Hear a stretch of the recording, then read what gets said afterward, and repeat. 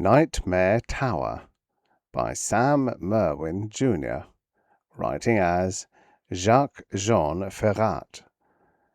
Originally published in Fantastic Universe, June-July 1953. Narrated by Tom Trisser. 1. Lynne Fenley had had a few headaches in the course of her 24 years, but she had never had a headache like this. There had been one as a result of her first field hockey practice at the seminar when she was 12, and the hard rubber ball caught her squarely above the left eye. There had been another 5 years later, when she had used a guided trip to Manhattan during the Christmas holidays to experiment with a bottle of crème de menthe in the unaccustomed solitude of a hotel room. There had been a third as a result of overwork while she was adjusting to her job with the group machine. Each of them had been the result of an easily discovered cause. This headache had come out of nowhere for no perceptible reason. It showed no signs of going away. Lynne had visited a health check booth as soon as she could find the time after the discomfort became noticeable. The stamped response on the card had been as disconcerting as it was vague. Psychosomatic. Lynne looked across the neoplast tabletop at Ray Cornell and wondered with mild malevolence if her fiancé could be responsible for her discomfort. His spoonful of health plankton halfway to his mouth, Ray was smiling at something Janet Downs had said. In her self-absorption, Lynne had not heard Janet's remark. Knowing Janet as she did, however, she was certain it had undertones of sex. With his fair height and breadth of shoulder, his tanned, good-looking features beneath short-cropped light hair, Ray wore all the outward trademarks of a 12th century Viking chief or a 20th century football hero. But inside, Lynne thought, he was a Mickey Mouse. His very gentleness, his willingness to adjust, made him easily led. Lynne forced herself to down another spoonful of health plankton and thought it tasted exactly like what it was, an artificial compound composed of sea creatures doctored up to taste like cereal. Mother Weedon looked down at her from the head of the table and said, "What's the matter, Lynne? Don't you feel well?" "I'm all right, Mother Weedon," she said. She felt a pang of fear that stirred the discomfort between her temples. If she were really sick, mentally or physically, Mother Weedon might recommend that she be dropped from the team. After therapy, she would be reassigned to some other group, and the thought was insupportable. "Don't worry about our Lynne." Janet's tone bore a basis of mockery. "She has the stamina of a Messalina." "Damn Janet!" Lynne regarded the other third of the team with resentment. Trust her to bring a name like Messalina into it. Even Ray caught the implied meaning and blushed beneath his tan. Mother Weedon looked at Lynne suspiciously. "Better take things a bit easier," Mother Weedon suggested tolerantly. "After all, the team comes first." "I know," Lynne said listlessly. She pushed her food away from her and waited sullenly while the others finished theirs. Unable to face the possibility of mental illness, she concentrated on Janet, wondered what the girl was trying to do. There was always danger of conflict, she supposed, when two young women and a young man were set up as a team. Usually the members were balanced the other way or were all of one sex. But mentally, at any rate, Lynne and Janet meshed perfectly with Ray. So they had been assigned to live and work together on the group machine under Mother Weedon's watchful eye. They had been together now for 11 months. The trouble with Janet, Lynne thought, was that she wasn't the sort of girl who registered on men at first sight. She was tall, her lack of curves concealed by astute willowiness of movement, her half-homely face given second-glance allure by a deliberately and suggestively functional use of lips and eyes. Janet was competitively sexy. Lynne, who was as casually aware of her own blonde loveliness as any well-conditioned and comely young woman, had not considered Janet seriously as a rival when she had fallen in love with Ray Cornell. Now, rubbed almost raw by the discomfort of her headache, Lynne decided she had underrated Janet. She was either going to have to get Ray back in line or turn him over to the other third of their team. Either way promised complications for the future.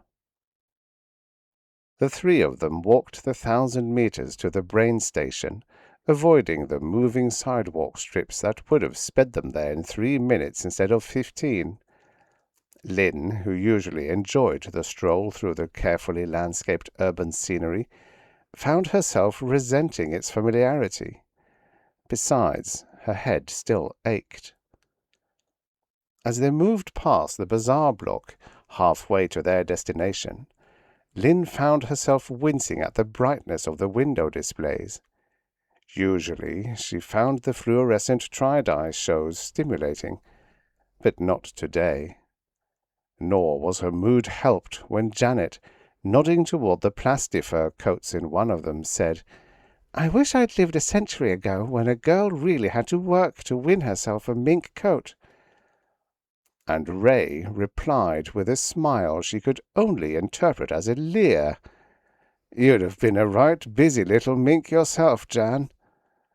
Janet gurgled and hugged his other arm, and Lynne barely repressed an anti-social impulse to snap "Shut up!" at both of them. Lynne wondered what was wrong with her. Surely by this time she ought to be used to Janet's continuous and generally good-humoured use of the sex challenge on any male in the vicinity. It hadn't bothered her much until the headache began 2 days ago. Nor had Ray's good nature seemed such a weakness. Hitherto she had found it sweet. On impulse she said, "You two go ahead. I'm going to have a cola fizz. Maybe it will knock some of the beast out of me." "You could stand having a little more of it knocked into you, darling," said Janet. This time Ray said nothing. Lynne entered a farmer bar and pressed the proper buttons, sipped the stinging sweet retort-shaped plastic tumbler slowly. The mild stimulant relaxed her a little, caused the ache in her head to subside to a dull discomfort. She felt almost human as she took one of the moving strips the rest of the way, so as not to be late to work. Their studio was situated halfway up the massive 400-meter tower of the brain station. It was shaped like a cylinder cut in half vertically and contained a semicircular table with banks of buttons in front of each seat niche. The walls were luminous in whatever color or series of colors was keyed to the problem faced by the team. At the moment it was blank, a sort of alabaster ivory in tone. Ray and Janet were already in their places. Their conversation ceased abruptly as Lynne entered and slid into her lounger and slipped on the collar that keyed her to the machine. She wondered what Janet had been saying about her, what Ray had been replying. "I'm turning into a paranoiac," she thought, managed a smile of sorts, and said aloud, "What's today's problem?" "Feel better, honey?" Ray asked her. Lynne nodded. Janet, obviously uninterested, said, "Disposal of waste foods so as to be useful to highway construction in Assam, without disruption or traffic loads in Patagonia." "Another of those," said Lynne with a sigh. But she got to work almost automatically, keying her impulses to fit those of Ray and Janet. For the time being, personal and emotional problems were laid aside. They were a single unit, a machine that was part of the greater machine, that was in turn part of the administration of Earth. For this work they had been trained and conditioned all their lives. Early in the century, some 50 years back, when the cybernetic machine had been regulated to the proper functions of recording and assemblage only of non-mathematical factors, the use of human teams working as supplements to the machines themselves had been conceived and formulated by the Earth government. No machine, however complex and accurate, could reflect truly the human factors in a problem of social import. For such functions it possessed the fatal weakness of being non-human. Hence, the integration of people and atomo-electrical brains. Thanks to their collars, the human factors received the replies of the machine brains through mental impulses instead of on plastitape. By means of the buttons before them, they could key their questions to the portion of the machine desired. For specific requests and interkeying with one another, they used, respectively, a small throat microphone attached to their collars and direct oral communication. Janet was the analyst of the team. It was a detailed job, a memory job, one which usually went to a woman. And she was good. She culled from the messages given her by the machine those which bore most directly upon the problem. Assam, vegetarian culture, grain husks unused for plastics because of blight weakness following Second A-War, could serve as fifth-depth foundation for second-run non-moving byways. Patagonia, first-line producer of non-weakened grain husks, transportation limited by seasonal deep frost, atomic heat considered uneconomical for this problem, transportation limited to third-class surface vehicles. Ray checked the stream of information selected by Janet. Seek possibility of using synthetic mesh on temporary laydown bases.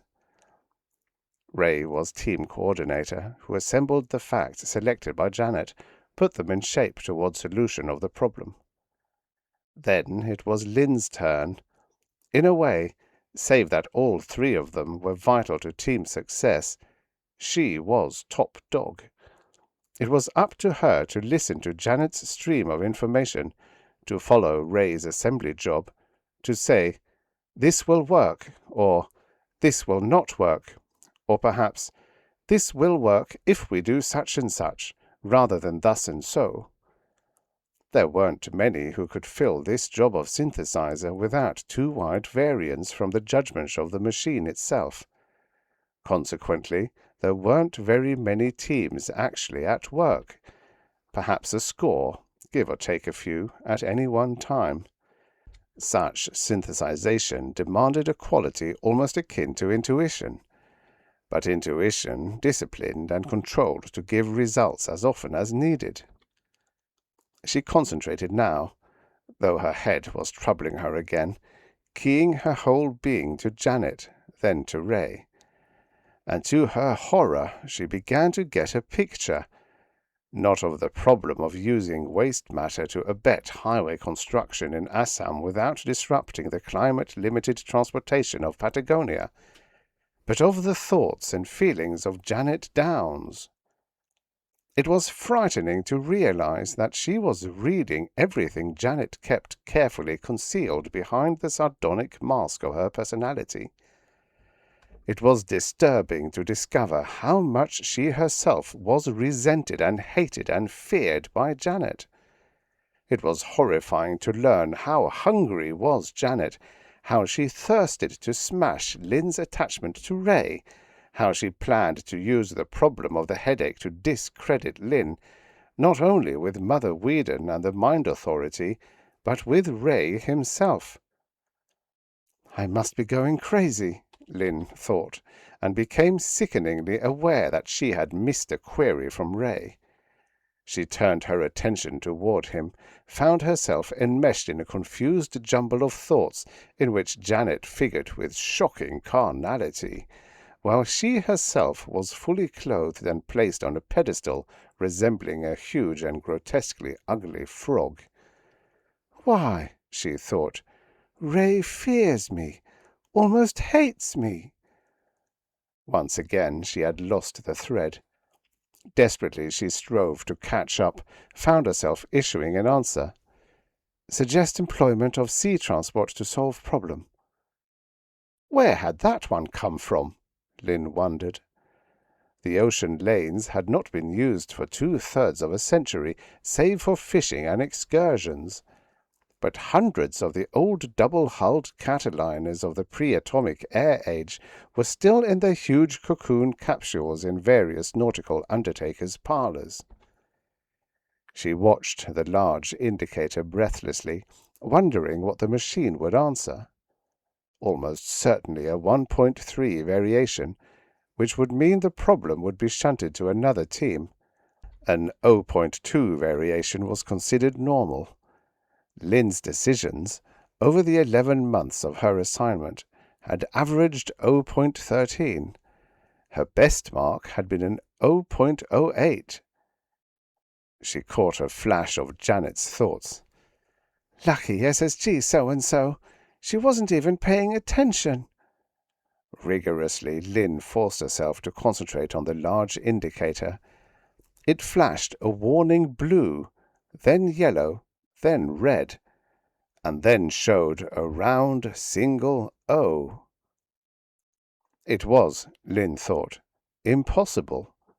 No team had ever, in the entire history of human cybernetic integration, produced an answer without a single variance with a machine. The best on record was an 0.056 by Unakatsi in East Asia Center, and he had never come close to it again. Lynne nodded to the rest of them and unfastened her collar.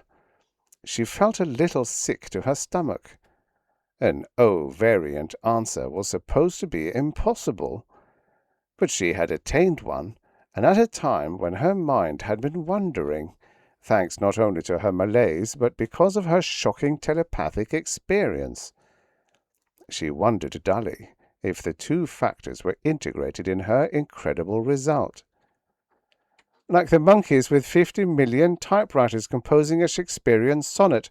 Probability ultimately favors it, Ray was saying. Lynne, let's try another. What's the next problem, Jan? Poor reaction of 11th age group children in Honduras to gnomics during the months of July and August, Janet said promptly. Wanted. Its causes and cure. Lynne listened in a sort of stupor. When she felt telepathic messages impinging upon her mind, she forced them out. She only half heard Janet's smooth assemblage of facts, Ray's coordination and selection of those most relevant. And then she thought quickly. Climate change to 42% lower humidity, expense contained by use in schools only and segregation of children during crucial months.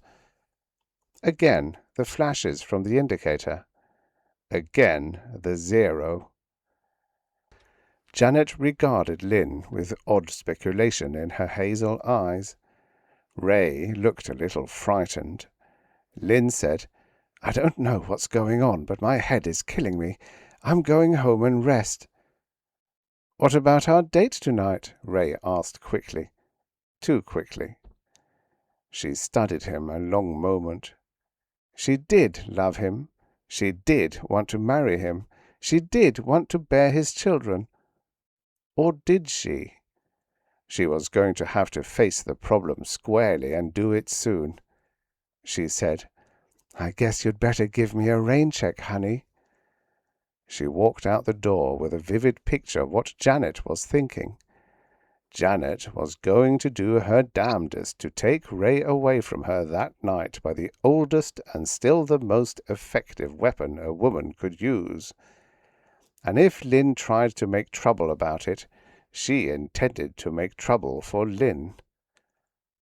As for Ray, He didn't seem to have any thoughts at all. He was a sort of Thurber male, cowering in his corner while the dominant females fought over him. The only hitch, Lynne decided, was that there wasn't going to be any fight. Janet could have him. In spades.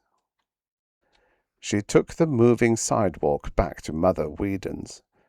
For almost a year, the trim white dome with its curved polarized picture windows and pink Martian vines had represented home and shelter and a prized individuality after the group existence of school dormitories.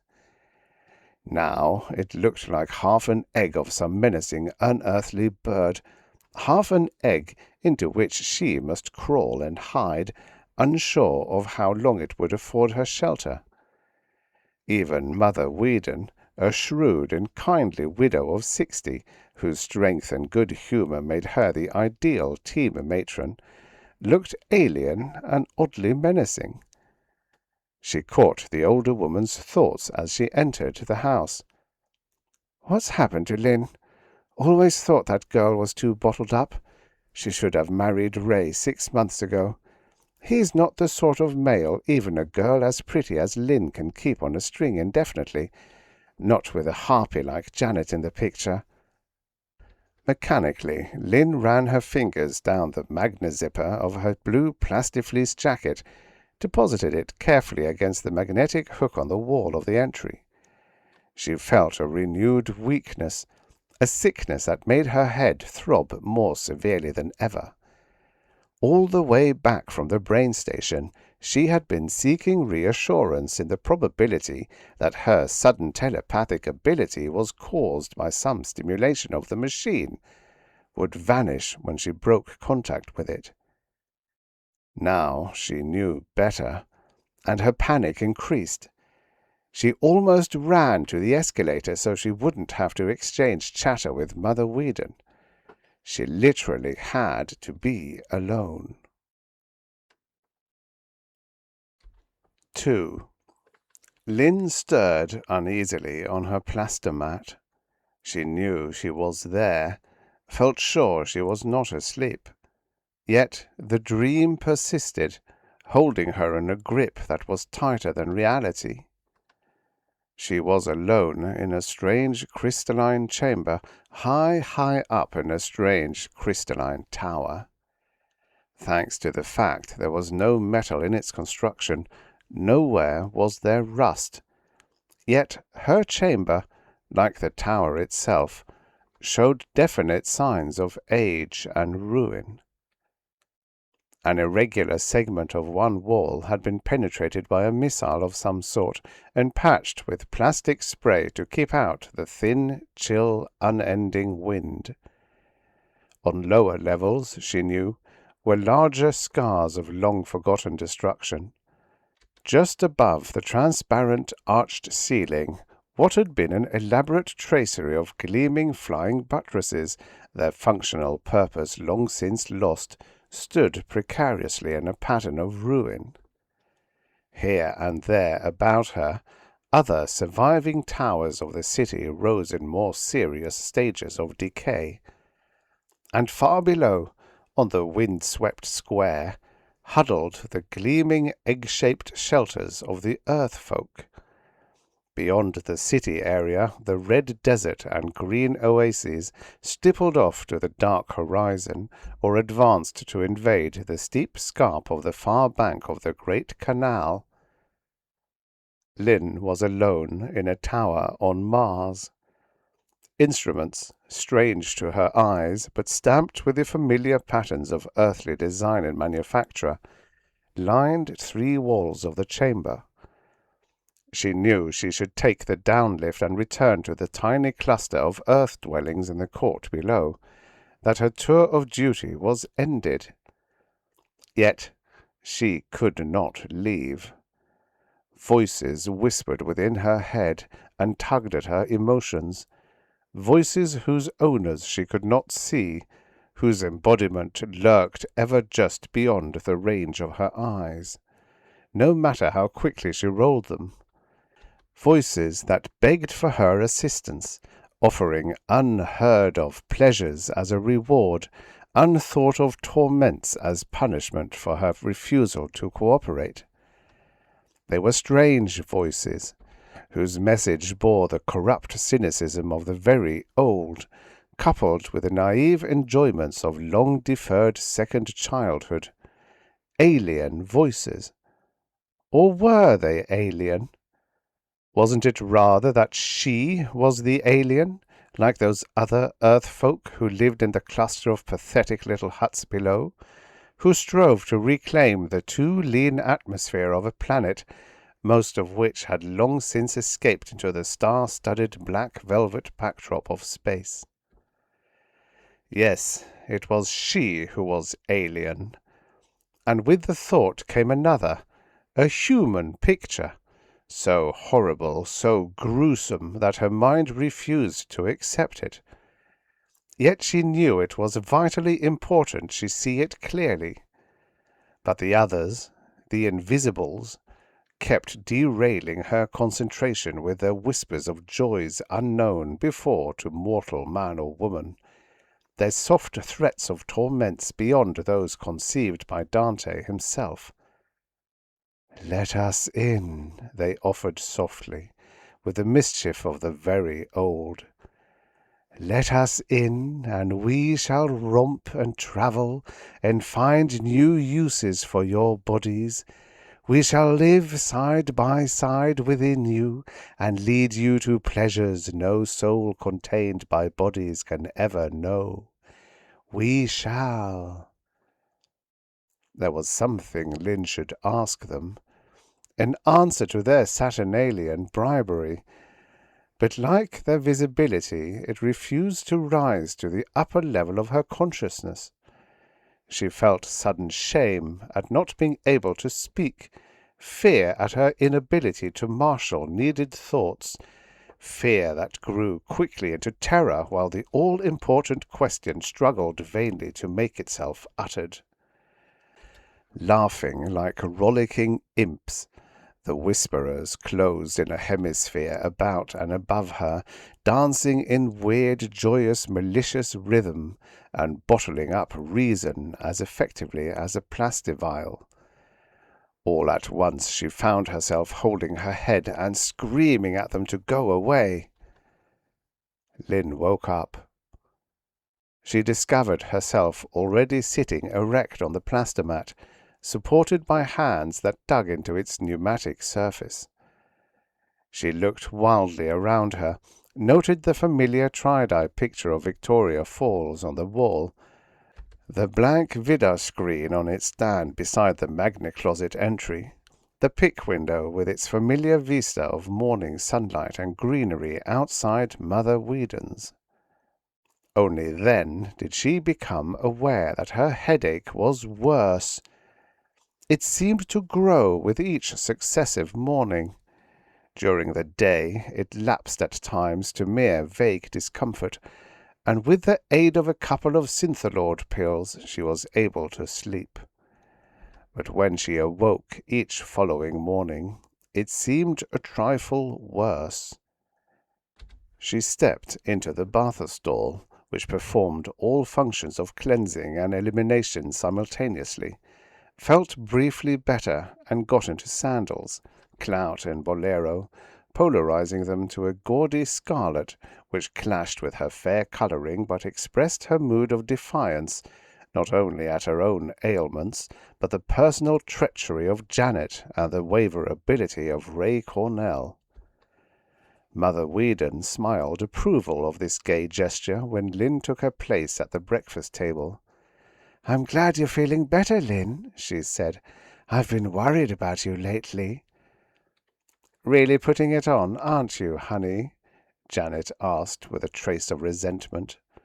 She had polarized her own costume to a soft pink, which was washed out by Lynne's bold colour scheme.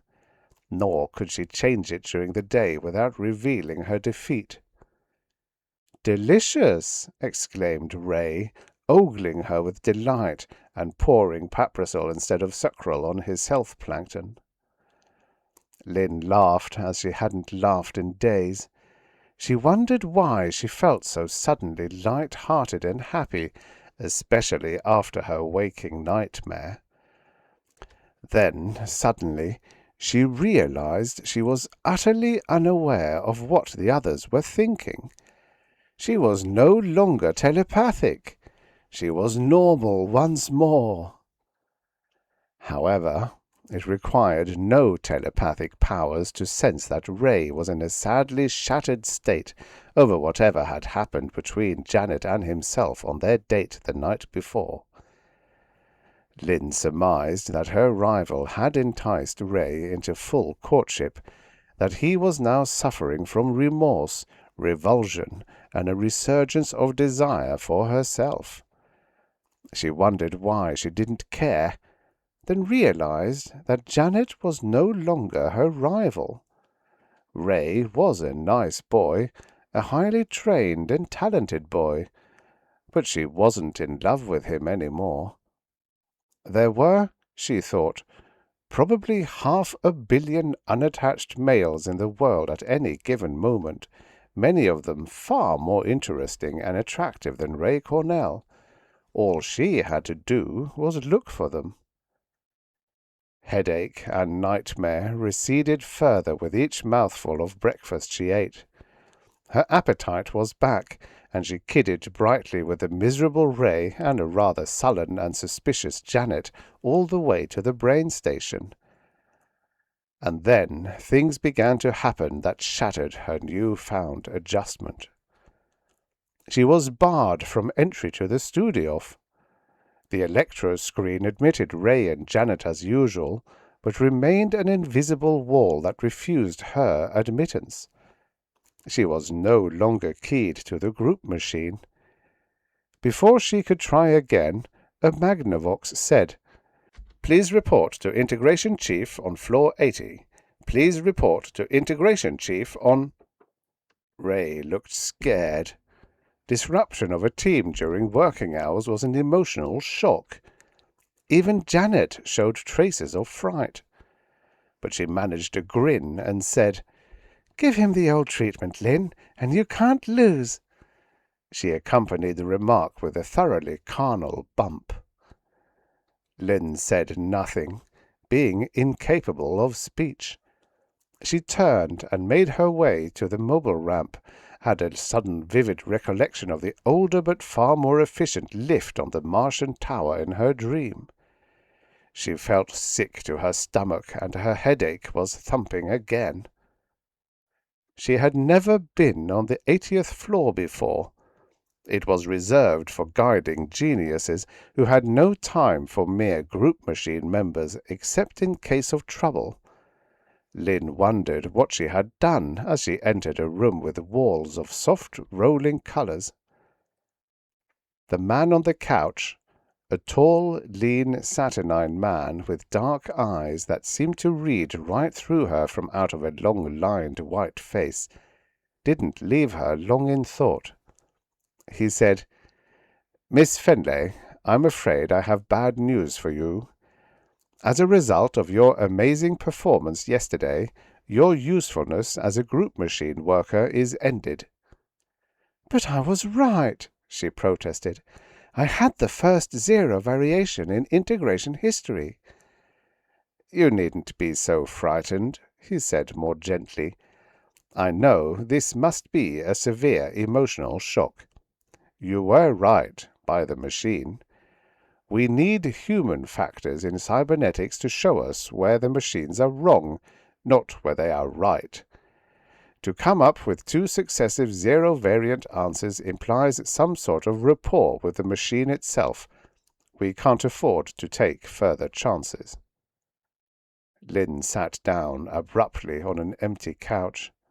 She felt empty inside and said, "What am I to do?" The tall, dark man's smile was a trifle frosty. He said, "We've been watching you, of course. About all I can tell you, Miss Fenley, is that your, aberration is not exactly a surprise." "You mean you've been spying on me?" even though Lynne was thoroughly conditioned to accept her life as part of a complex mechano-social integration. She found the idea of being spied upon unpleasant. "Not really," he told her, "and don't worry. We have no intention of letting your remarkable gifts go to waste." He paused, added, "I hope your headache is better soon." "Thank you," she said. She was outside before the full implications of his parting shot sank home. How had he, or anyone, known she was suffering from headache? She had reported it to no one, and the health check booth machine was not geared to give confidential evidence or to retain personality keys for checking. It was a puzzle. She worked on it until she was almost back at Mother Whedon's, then realized the integration chief had given her no hint of a new assignment, had only suggested she was to be used. She began to wonder if laboratory test animals suffered from headaches like the one which seemed to have led to her undoing. There was no escaping Mother Whedon, who was enjoying a tri-dye vidcast in full view of the front door as Lynne came in. Well, the girl thought, she was going to have to be told anyway, if she hadn't already got the news from the brain station. Evidently, Mother Whedon had heard. She motioned the girl to sit beside her on the couch and said, "Don't worry, Lynne. You're going to be fine. The trouble with you is you've outgrown your job. Yes, and Janet and Ray and me too. You can't help it. You're too good for us, and that's that. They'll be moving you on." "But I like it here," cried Lynne. "I like you and Jan and Ray and our work with the group machine. I don't want it to change." "But it will. Everything changes," said Mother Whedon gently. "I'm glad you've been happy here, but your happiness has meant Janet's unhappiness and, more lately, Ray's." "I see," Lynne said slowly. She hadn't thought of things in that light before, but of course it was true. The first real home she had ever known was about to be taken from her, and the experience was too personal to allow much detached thinking. Like most genetically controlled children whose double birth had been successful, she had been brought up with functional rather than sentimental care. Not having known her parents, not having known her twin brother on Mars, she had never missed them. The teachers and matrons at the seminary had been carefully selected for their warmth and competence. There had always been plenty of playmates, plenty of interesting things to learn. Living at Mother Whedon's had been a new and emotionally opening experience, as had the blossoming of her romance with Ray Cornell, her now fractured friendship with Janet Downs. It was not going to be easy to leave, to tear up only recently established roots, to set down new ones which might in time be as ruthlessly sundered. She felt frightened and very much alone, as if she were again in the Martian tower of her nightmare, with only alien and disembodied voices speaking to her. Mars. She wondered a little about it. Somewhere on Mars was her twin, Revere Fenley, the brother she could not remember. She wondered if he too were having troubles. There were stories floating about of twins whose rapport spanned lifetimes, separated by the distance between the planets. But she knew nothing of Mars. She watched a vidcast with Mother Whedon, an unreal historical romance of love and adventure in one of the vast sprawling industrial empires of the mid-20th century. There was, for 22nd century folk, A vast emotional appeal in the job competition, the hard compulsory physical toil, the dangers of that exciting era. But Lynne was too wrapped up in her own problem to react as usual. While she and Mother Weedon were lunching on pineapple soup and Bermuda steak with shad bacon and lacticola, Ray and Janet came in. They pretended concern at what had happened to Lynne and the team, but were obviously excited with one another and the prospect of integrating a new member of the team in Lynne's place. After the meal, Janet and Lynne were briefly alone in the vidder room. Janet eyed Lynne covertly, and Lynne said, "It's all right, Jan. I'm not going to put up a fight for Ray. Under the circumstances, it's only fair. I don't know what's going to happen to me and you and him." "Damn you, Lynne Fenley!" Janet's sudden flare of hot emotion was almost frightening. "You would be like this! Don't you realize that by being noble you'll leave both of us with a guilt complex we'll never be able to shake?" "Sorry," said Lynne sincerely. "I can't help it." Janet regarded her narrowly, shook her head. "Hasn't anything ever touched you, Lynne?" she asked. "Haven't you ever wanted Ray or anyone as I want him? Haven't you ever hated anyone as I'm beginning to hate you? Haven't you ever been human?" "Jan!" Lynne was shocked, then vaguely frightened. "I don't know. I guess maybe not," she said. "But, Jan, I can't help it. That's the way I am." Janet sighed and said, "In that case, I'm sorry for you." She changed the subject quickly as Ray came wandering in, gave Lynne an unhappy look, then crossed the room and turned on the vidder screen. Peace of an uneasy sort reigned for the next hour. "When are they assigning a new member?" Lynne asked as the picture, a documentary about solar heat, came to an end. "Not for a day or so," said Ray. He looked at her piteously. We're going to miss you, Lynne. I wish I understood." "You're going to be too busy," Lynne told him. "And don't worry about me, Ray. I've already talked to Jan." "You mean you're not angry about us?" Lynne shook her head, glanced at Janet, was again startled by the blazing hatred that was beamed her way. She wondered what it must feel like to hate in such thorough fashion. She was relieved when she heard Mother Weedon talking to someone at the door. A moment later the widow entered and said, "This is Rolf Martian, kids. He's going to be staying with us a little while." She introduced the three of them to the newcomer. Lynne barely acknowledged the greeting. She was too startled. The most recent addition to Mother Weedon's charmed circle appeared, in the semi-dark room, to be the man who had given her her walking papers that morning on the 80th floor of the brain station tower. He was tall, dark, lanky, saturnine. His name was Martian. At least that was something Lynne hadn't known before. And then she noticed that this Martian's face was not so pale, that his eyes were brighter, his manner and movements more athletically poised than the man on the 80th floor. Mother Weedon pressed the polarizer to let more light into the room, since the vidder box was not on.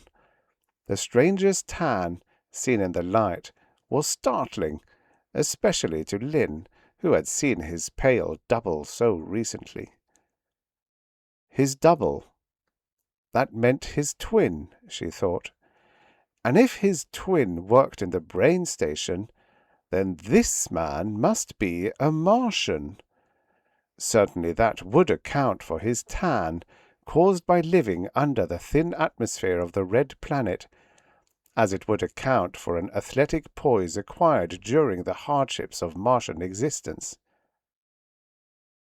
"You're right, of course. I am Dolph's twin, and I am from Mars." It took her almost a full second to realize the thoughts had not been spoken. She was telepathic again, aware not only of the newcomer's thoughts, but of those of the others in the room, though not as much aware of theirs as of Rolf Marsane's.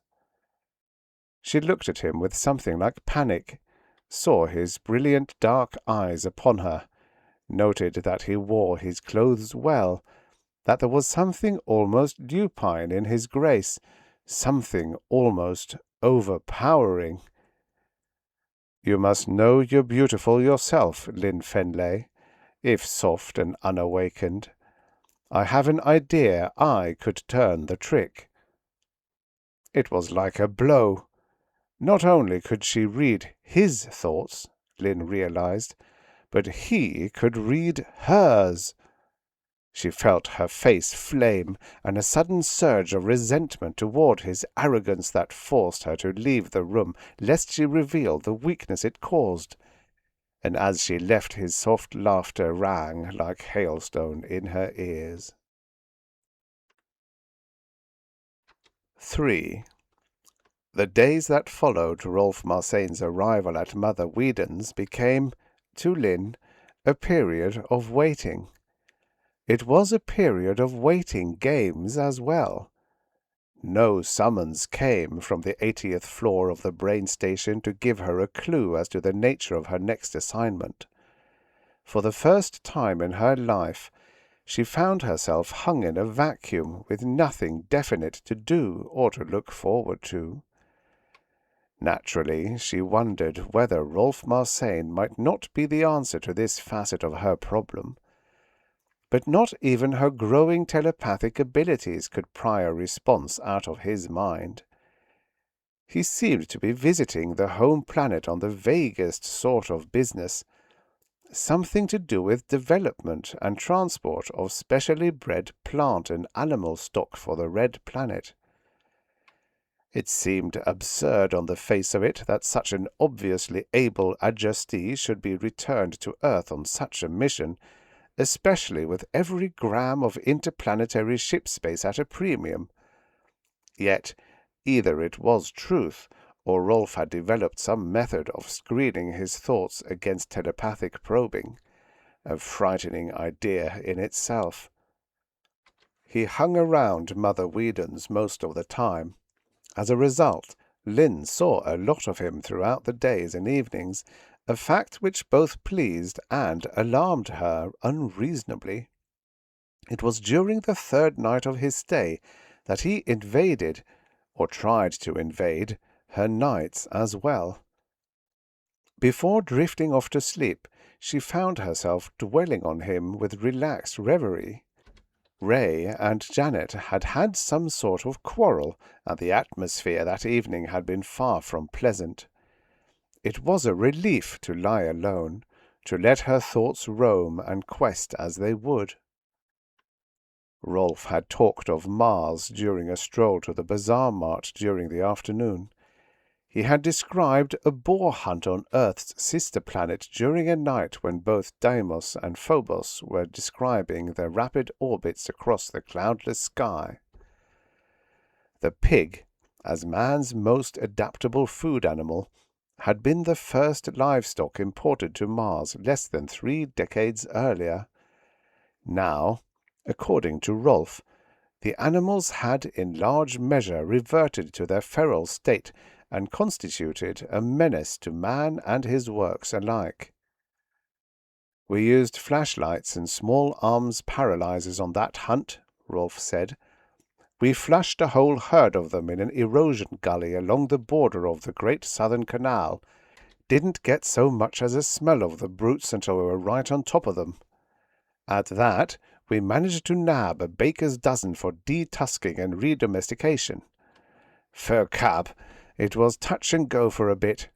One big brute slipped under my ray, and if I hadn't been lucky enough to jam my flashlight tube into his mouth, he'd have taken my leg off."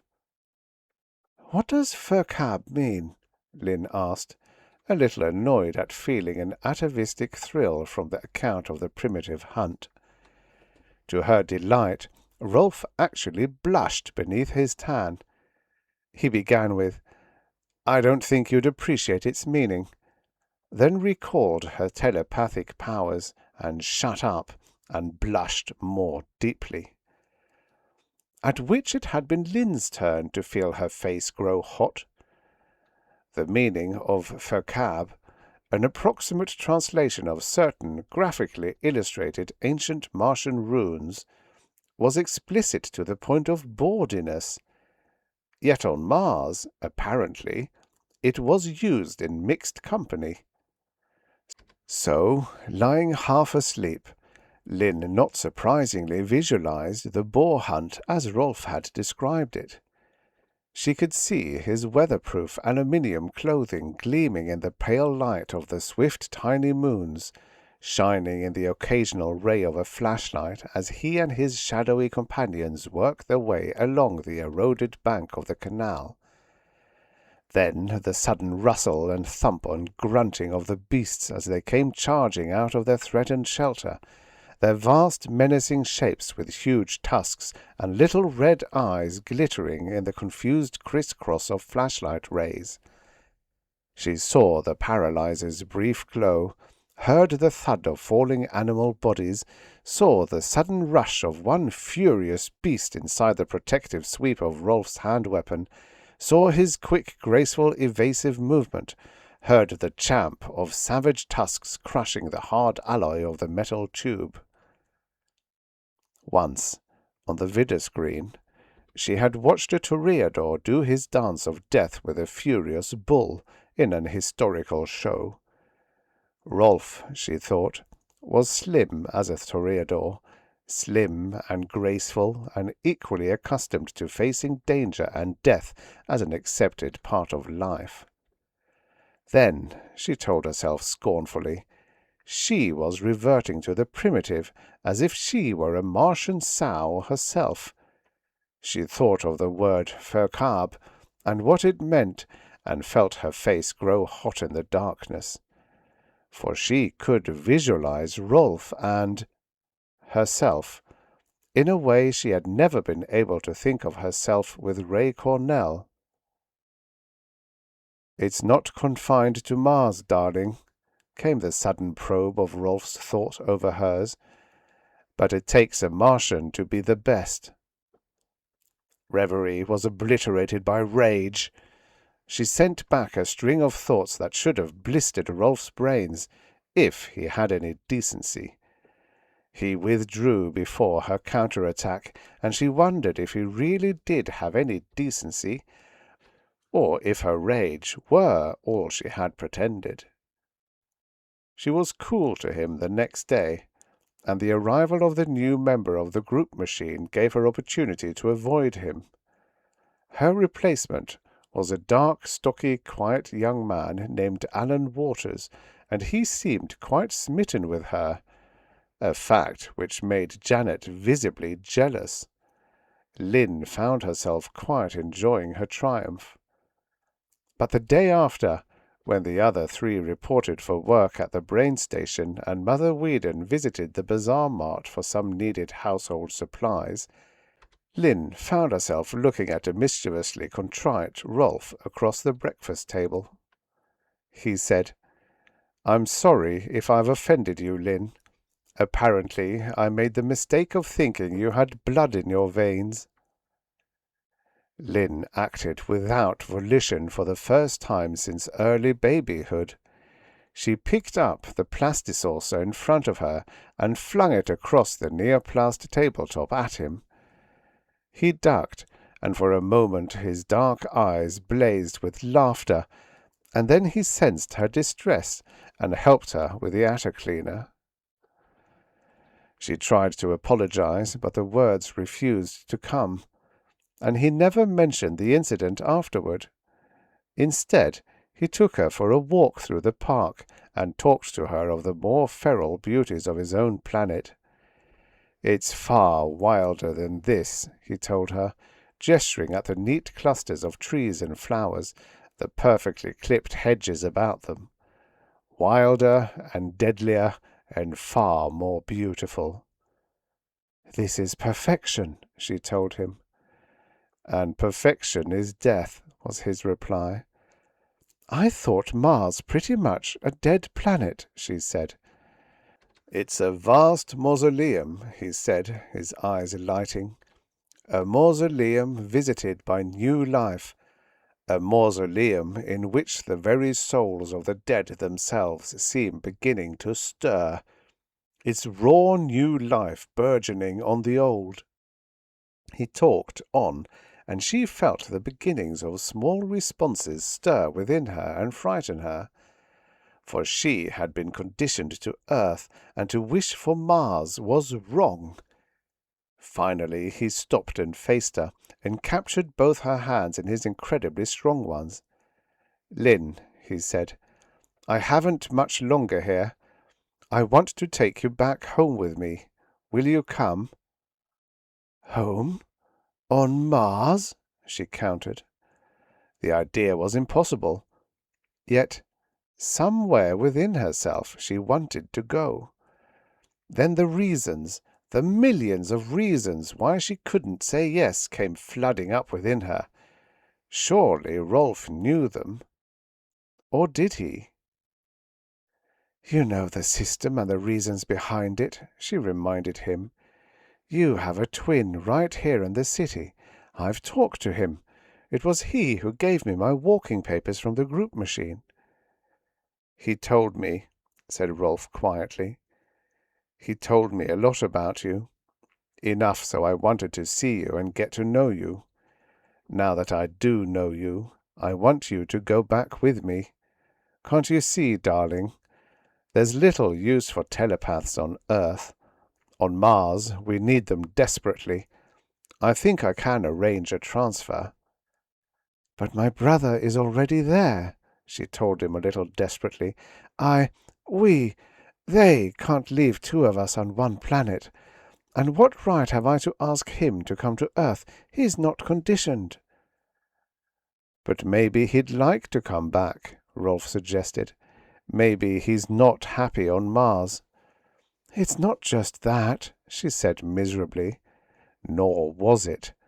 For the first time the entire system by which the Mars project was functioning seemed to her vastly unfair. Until that moment she had accepted it, considered it as immutable as the need for the sun itself. The Earth government, which was what the UN had evolved into after its first tortured half-century of birth, was determined not to repeat upon alien planets the mistakes of imperialism and colonization that had caused the home planet all but to tear itself to pieces during the 20th century. No convicts, no misfits, no refugee cultists were to be sent out to settle the newly opened red planet.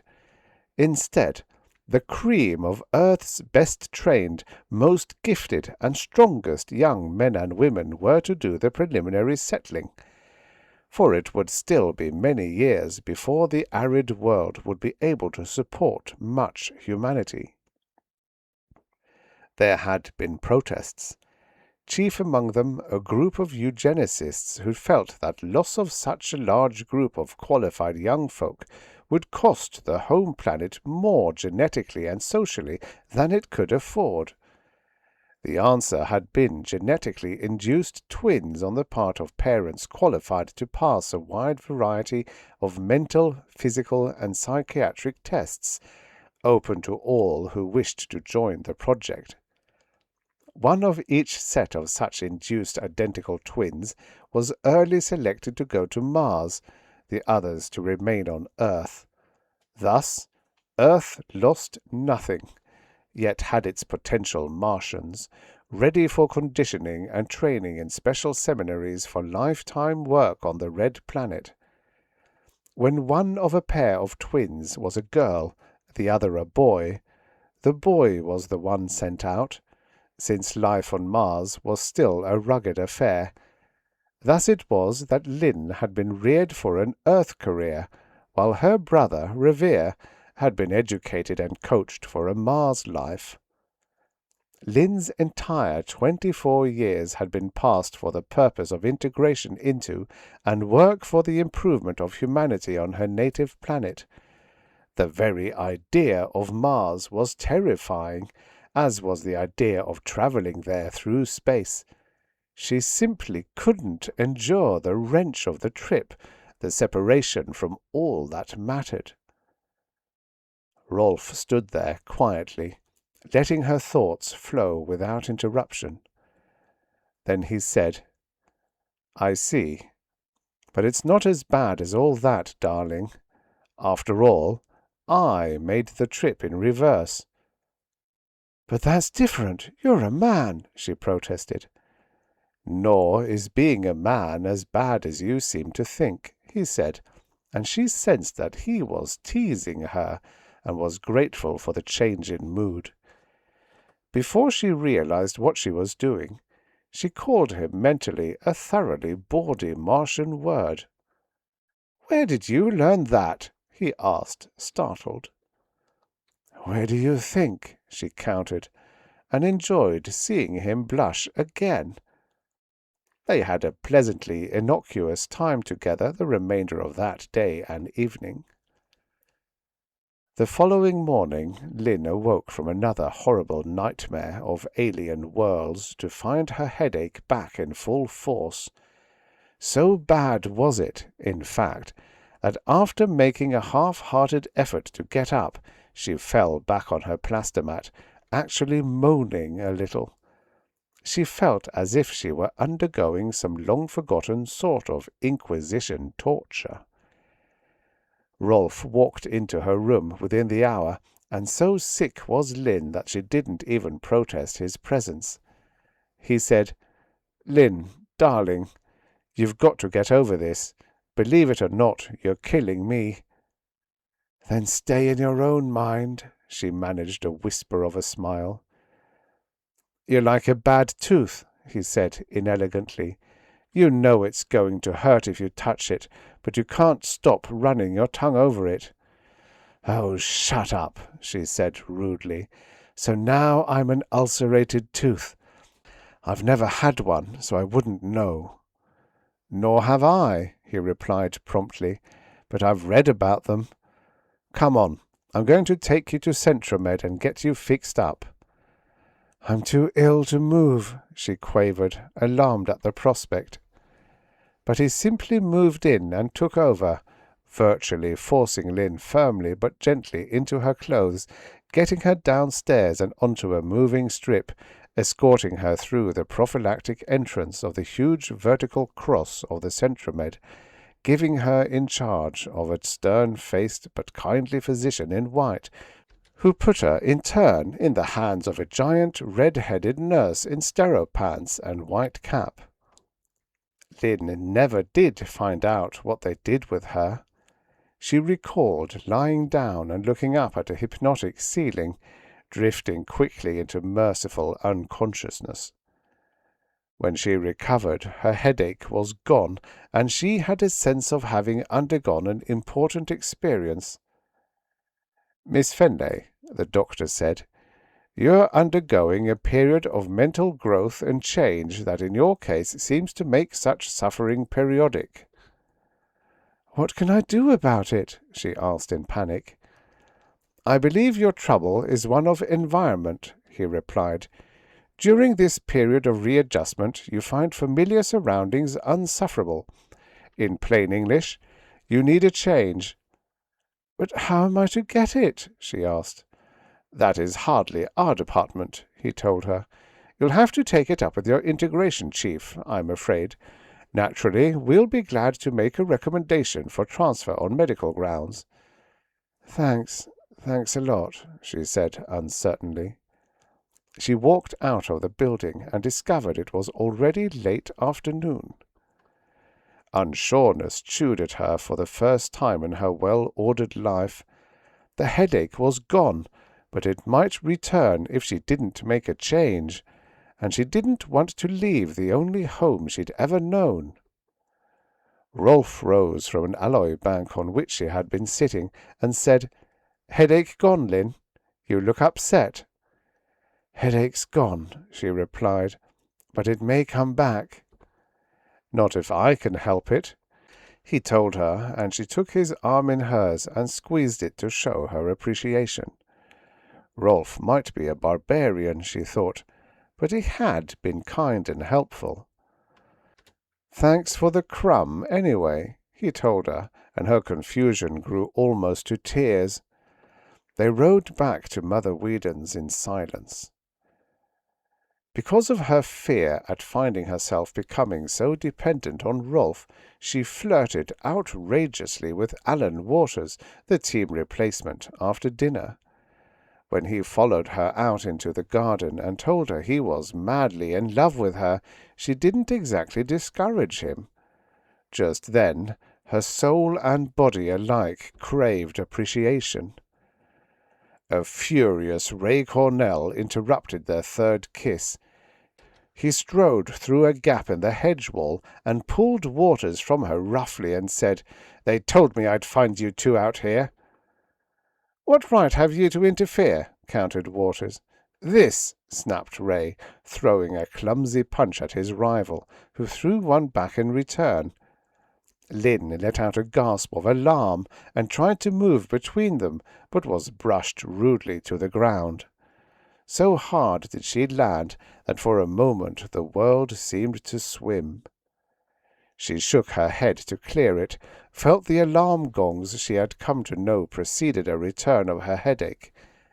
Then she saw a third taller male figure take Ray in one hand, Alan in the other, and pull them apart by the collars of their bowler jackets as if they were a couple of dogs squabbling over a bone.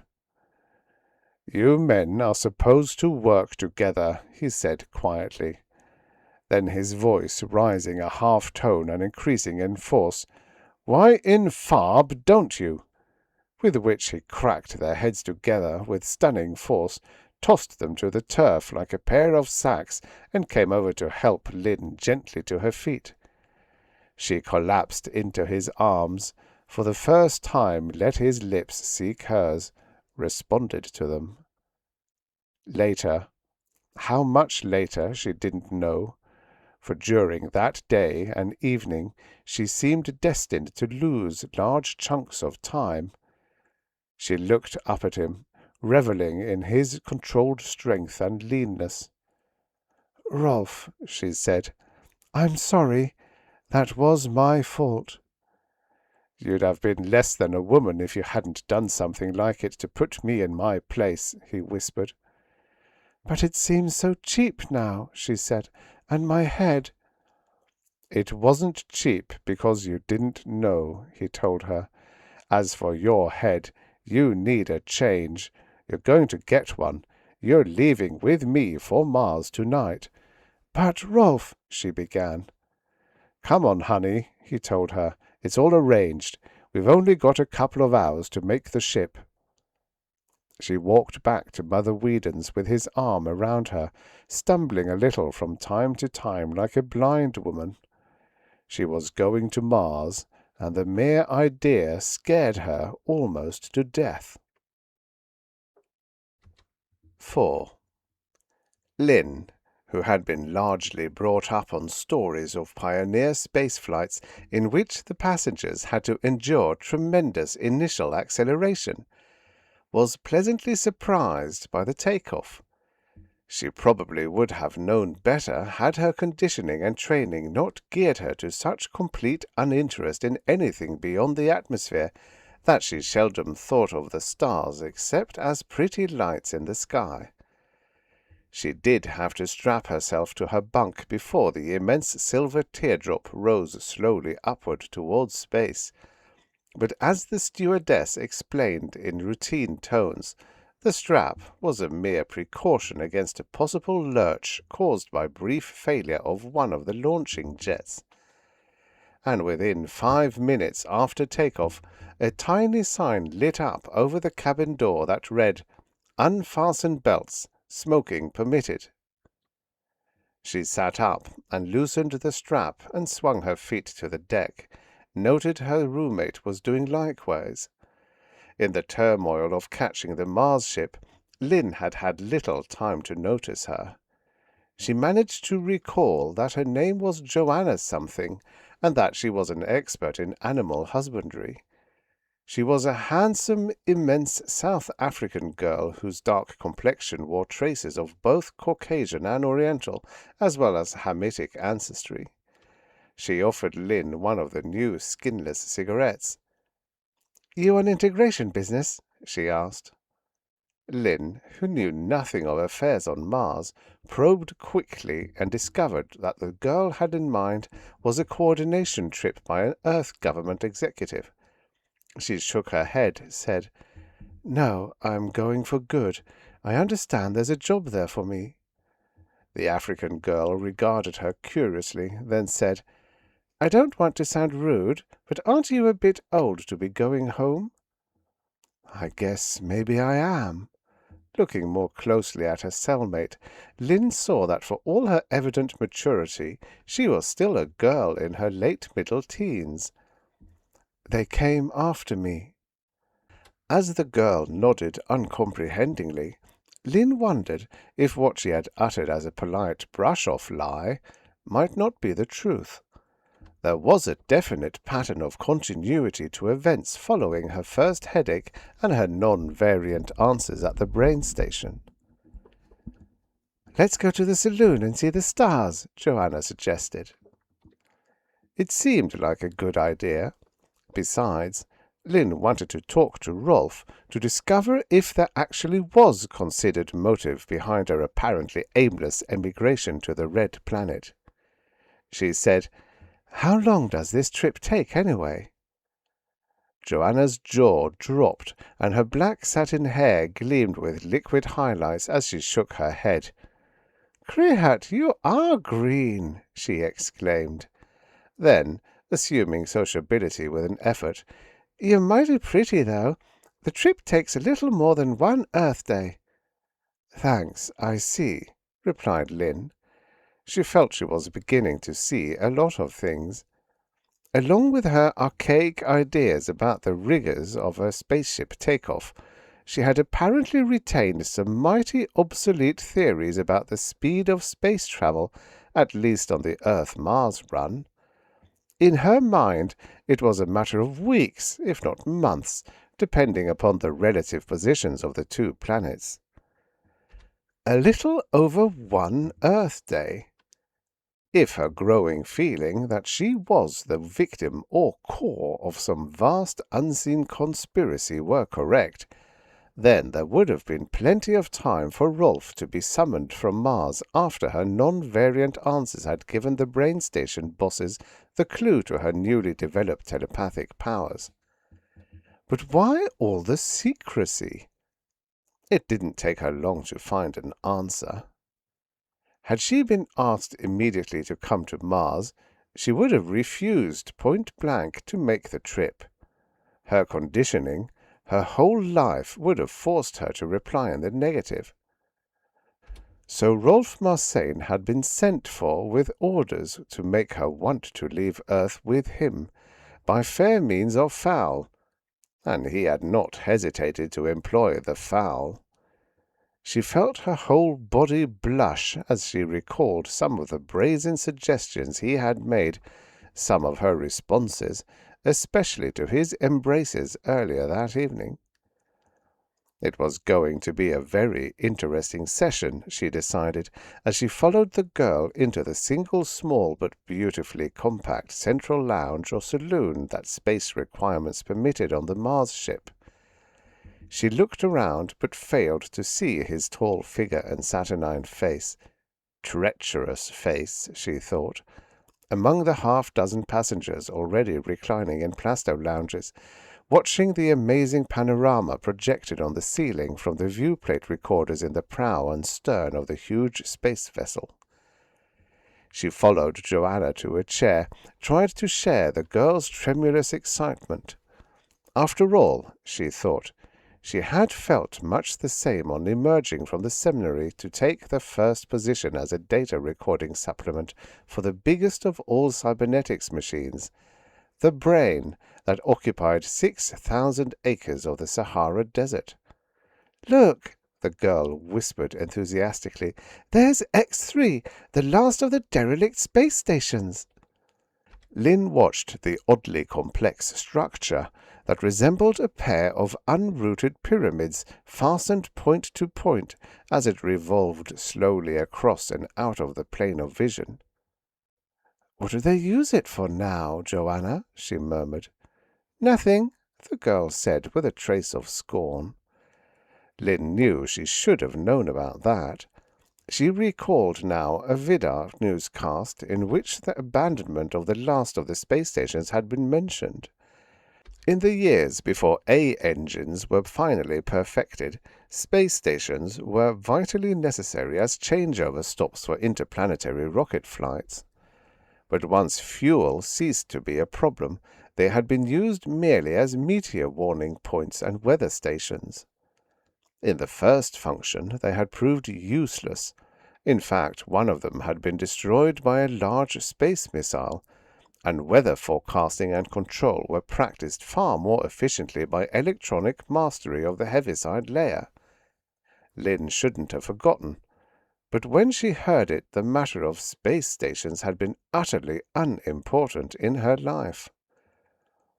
A steward in space-black bolo and clout offered them very-flavoured cola fizzes from a rack strapped about his waist.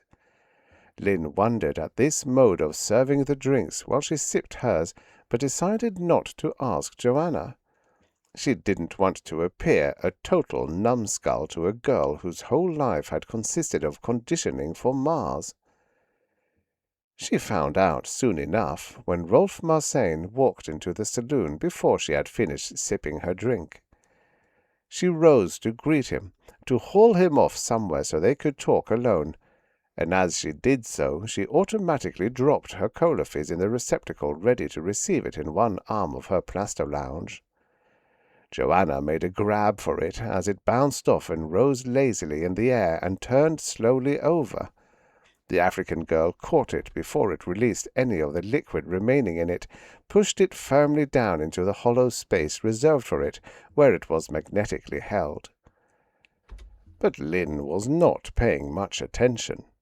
She was having enough trouble holding herself upright, as her feet displayed an astonishing reluctance to keep on the floor, while the rest of her wanted to describe a lazy parabola across the saloon. She did an off to Buffalo and wound up against Rolf's chest with his arms about her.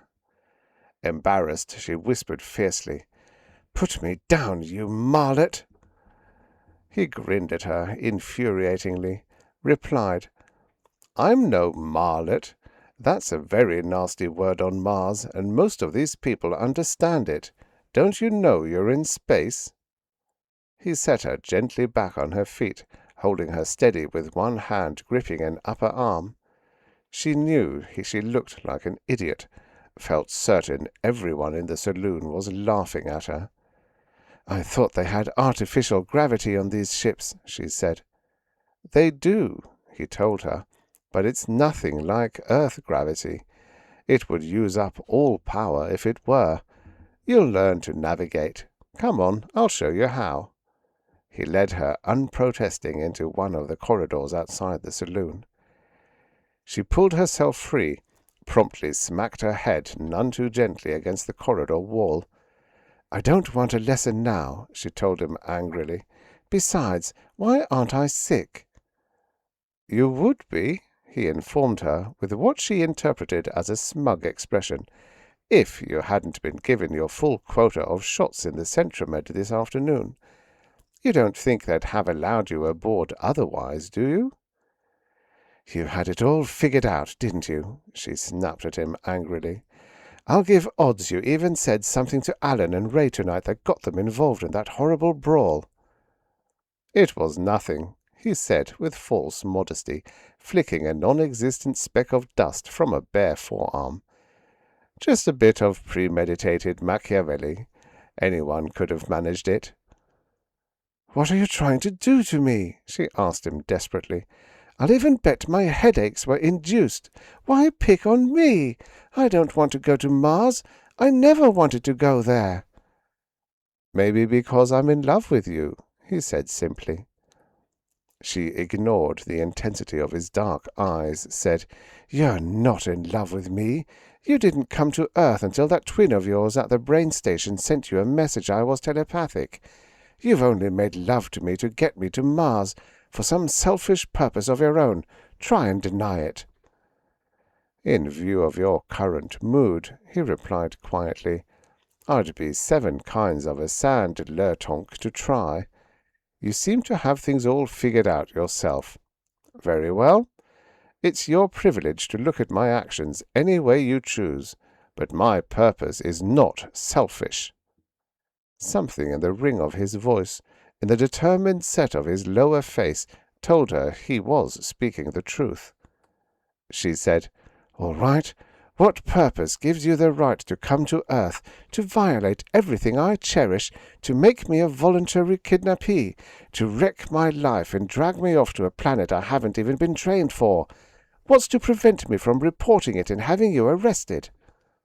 "Nothing," he replied, "except that I'd probably be released as soon as we reached Mars. If you still feel like this when we get there tomorrow, I shan't stand in the way of your returning." There was a new sag in his shoulders, a weariness to the lines about his mouth. "Oh, great," she retorted. "Smash my job, my personal life, then say you won't try to stop me from going back to it. How can you go around with so few ethics? What sort of person are you, anyway?" "A very serious one. A very worried one," he told her quietly, and a quick probe of his thoughts revealed him again to be speaking the truth. He captured both her arms again, held her gently against the wall, and so great was the hypnotic force of his personality that despite her anger toward him, she made no move to break away. "You have a right to know, now," he told her. "I'm a Martian, a third-generation one, even though I was born and trained on Earth. Conditions out there are only just beginning to be fit for human infants. We're building the biggest thing man has ever accomplished on Mars, making a barren, ruined planet live again, making it fit for men and women and babies to inhabit. Right now, we're up against the greatest danger we've faced since the first few desperate years, maybe an even greater threat. We can't see it, we don't even know what it is, but men and women on Mars are going mad. Only a few of us can reach them, and thanks to a condition of the planet, we're all too overloaded to do the psychiatric work we should do. We need telepaths." A flash of something she had heard or read somewhere about the red planet occurred to her. She said, "But doesn't the atmosphere or something of Mars encourage telepaths? You're one. Why come to Earth for them? Why pick on me?" "Because," he told her with a patience of exasperation, "we need at least to maintain those telepaths we have, which aren't nearly enough.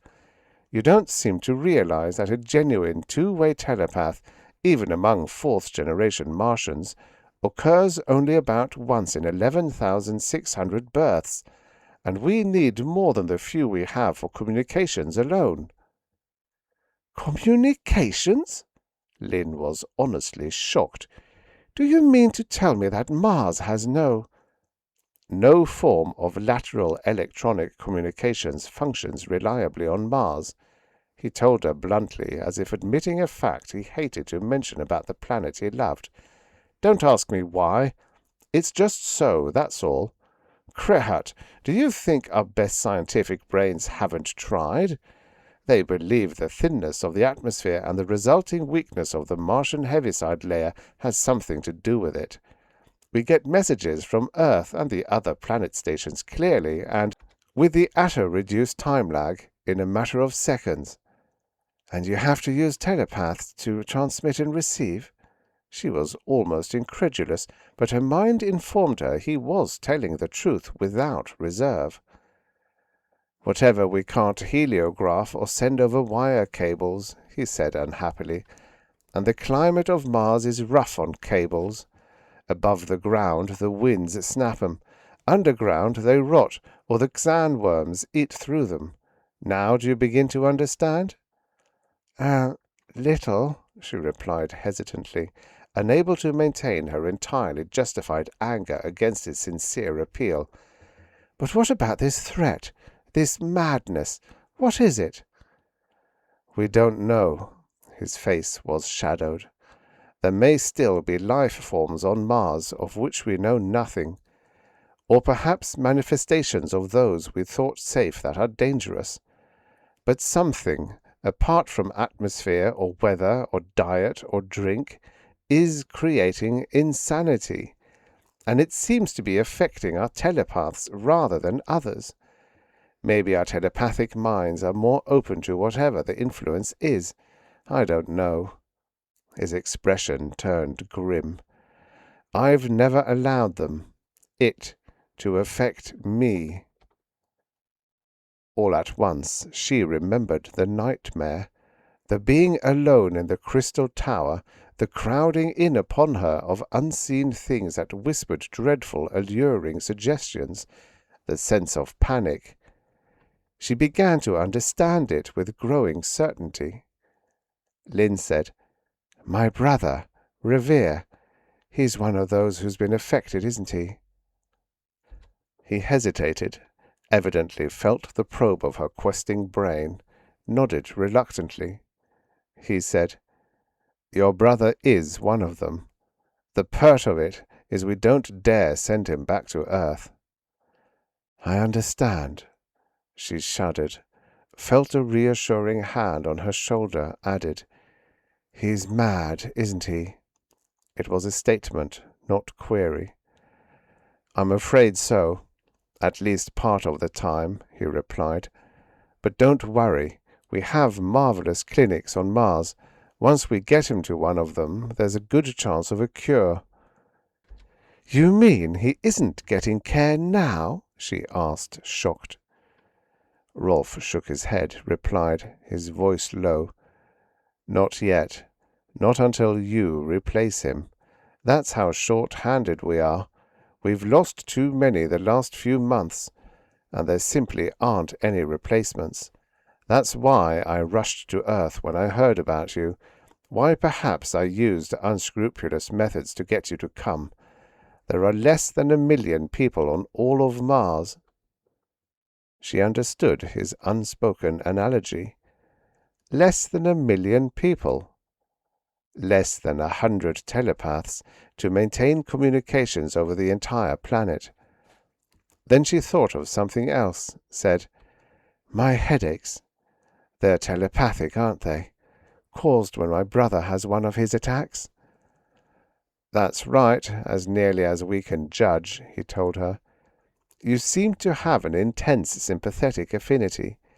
It's not unusual between identical telepaths." "And there aren't many of those," she said idly. She looked at him. "How about your brother, Rolf? Isn't he?" "Unfortunately not," he replied. "He has some tendency toward ESP, but insufficiently strong to be reliable." Lynne sensed his thoughts shifting to his brother, then to hers, and was astounded by the depth of dislike he suddenly projected. It came as another shock, and she said, "You hate my brother, don't you, Rolf? If you didn't, you'd have managed to get him the care he must have to survive."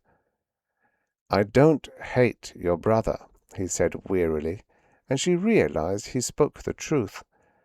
What he felt for Revere Fenley was the rather arrogant dislike and distrust toward a weaker man that is so frequent among the strong. Lynne resented it, resented him, bitterly. She said, "Then why haven't you replaced him? You're a telepath. Why haven't you given him relief?" Again he looked defeated, and with feminine illogic her heart went out to him. He said, "I wish I could. Unfortunately, I'm not permitted to go out in the field alone." Annoyed by her heart's betrayal, she let herself think, "Ah, an arm-lounge admiral, a user of men who saves his own skin."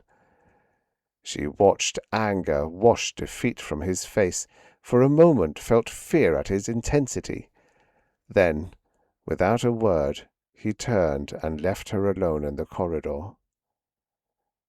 She felt a cheap victor, as with difficulty she made her way back to her cabin. Nor was her self-esteem lifted when Joanna, sitting up in her bunk, said, "You must be real zwirch, Fenley, if Martian came for you. He's communications integrator for the whole ruddy planet, a real big bomb. How about introducing me before we land?" 5. To her considerable surprise in view of her emotionally upset condition, Lynne slept like the proverbial top. It took the combined efforts of Joanna and the stewardess to get her awake and up and dressed in time for the landing outside of New Samarkand. After a momentary breathless hovering pause, the big ship set itself down so gently there was a hardly perceptible jar as it touched ground. Feeling cumbrous in cold-resistant parked coverall and curiously alone despite the cluster of passengers that waited with her in the airlock foyer, Lynne looked about her for Rolf Martian. She felt a certain residue of guilt for her treatment of him during their last session, despite the justification of her anger. Here, on the threshold of an alien planet, his planet, she needed him. He might have betrayed her and her brother, kidnapped her, all but seduced her. Yet he was the sole human being she knew here. Her eyes sought him desperately, finally saw him working his way through the waiting passengers toward her. He thrust an oddly shaped little packet toward her, said, "Here, fasten it on. It's an oxy-respirator. You'll need it. Use it whenever you feel faint." His manner was gravely polite, and his thoughts were carefully masked. He hadn't, she decided, forgiven her for that arm-lounge admiral insult of the night before. She sent her apologies mentally, received only a curt acknowledgment. She began to feel miserable. Then, abruptly, the port was opened. With his arm steadying her, Lynne stepped out onto the escaramp platform, a couple of 100 meters above the flat blast-scarred surface of the field. A thin, chill wind cut her face, a wind from out of a sky darker than that of Earth. Her first reaction was of gauntness, of barrenness beyond anything she had known on her home planet. The grounds around the Sahara Brain Center in which she had served her apprenticeship had been lush with tropical growths, and even the desert around them had been warm. But the vast reddish expanse of the spaceport looked cold and uninviting. Even the row of oddly shaped metal buildings at its edge had a shabby, eroded, untended appearance. Her second reaction, as she rode the ramp down, was of breathlessness. The icy air stung the insides of her nostrils as it did her face, but failed to fill her lungs. Panic swept over her, and she clutched at her breast. Then Rolf's arms were around her from behind. His long, strong fingers were adjusting the oxy-respirator. Lynne breathed deeply and felt a sudden surge of exhilaration. No wonder, she thought irrelevantly. The Martians were more volatile than Earth folk. They must be constantly high on oxygen. She suppressed an impulse to giggle as she reached the bottom of the moving ramp. Her third reaction, as she took her first step on Mars, was of weightlessness. Not the unhealthy weightlessness of the spaceship, but a buoyancy comparable to that of swimming in the Great Salt Lake or the Dead Sea. Lynne sat rigidly on an urge to discover how high and far she could jump, even encumbered by the aluminium coverall. She realized her hair was blowing in the wind, pulled the parka over it. "You'll do." Rolf looked her over disinterestedly, added, "unless you still want to go back to Earth." It must have been the oxygen that made her reply, "What for? Now that I'm here, I might as well give it a run." Irresponsible or not, it was worth it to see the softness that came into his dark eyes. He took her arm and said gruffly, "Come on, we've got things to do. I'm turning you over to Tony Willis. He'll brief you. He promised to be here. There he is, by the administration building." There was no doubt about the warmth of Tony Willis's greeting, outwardly or telepathically. He gave Rolf a bear hug, then turned quickly to Lynne, pumped her right hand, said, "Crihat, I'm glad you got here, but Rolf didn't warn us that he was bringing a tearing beauty." "Tearing mad most of the way," she said, unable to remain unresponsive to Willis's warmth. He was a tubby, spectacled young man with an irresistible grin. From him she felt no probe of her thoughts, new, sudden, overwhelming relief. Despite Rolf's assurance that there were fewer than 100 telepaths on Mars, subconsciously she had been expecting to land on a planet where her innermost thoughts were open to everyone. She was almost pathetically grateful that it was not so. "Old Rolf must be losing his touch," said Willis, grinning. "He's our ace in the hole when it comes to personal management. Has 1,000 lovely ladies eating right out of his hand." "Shut up, you sandworm!" Rolf's thoughts revealed acute distress, and Lynne felt a little glow of triumph. She said, "Well, one way or another he got me here." "And do we need you?" Willis led the way toward a farmer bar. "Thank you, sir." Lynne turned on the charm, enjoying the inner growls of resentment from Rolf. Well, he'd played a game with her, she thought. He had no right to resent her playing a few herself. "But I wasn't playing for fun." The message was sharp and resentful. "I was playing for the safety of my planet." "You mean one little girl like me can save a great big world like this?" It must be the oxygen, she decided, that was making her behave so giddily. Or perhaps she couldn't help tormenting him a little, a very little. "Hey, cut it out!" Tony Willis looked aggrieved. "It's bad enough having one of you telepaths around, but with two of you together, anyone else is out in the cold. What do you want for breakfast?" They apologized and kept their special talents under wraps. Lynne felt a certain disappointment at the prosaic familiarity of the food and drink they were served. She didn't know exactly what she had been expecting, but there was no trace of the exotic. Nor was the air car in which Willis drove them from the spaceport to New Samarkand any different from similar vehicles on Earth, save that it seemed somewhat battered and in need of a refinish. She and Rolf rode in silence, letting Tony do the talking. They travelled at about 500 meters altitude toward a low range of reddish hills, sprinkled here and there with green. The sky was cloudless, the ground beneath them innocent of roads, of cultivation, of homes. For the first time, Lynne began to appreciate the immensity of the task these émigrés from Earth had undertaken, the rehabilitation of a near-dead planet. And then, when they crested the hill, there were rectangular patches of vegetation on its lee side. But she gave this man-made miracle only the briefest of glances, for beyond lay the vast bank of the canal, stretching as far as the eye could see, in a straight line from horizon to horizon, and beyond the canal lay the city.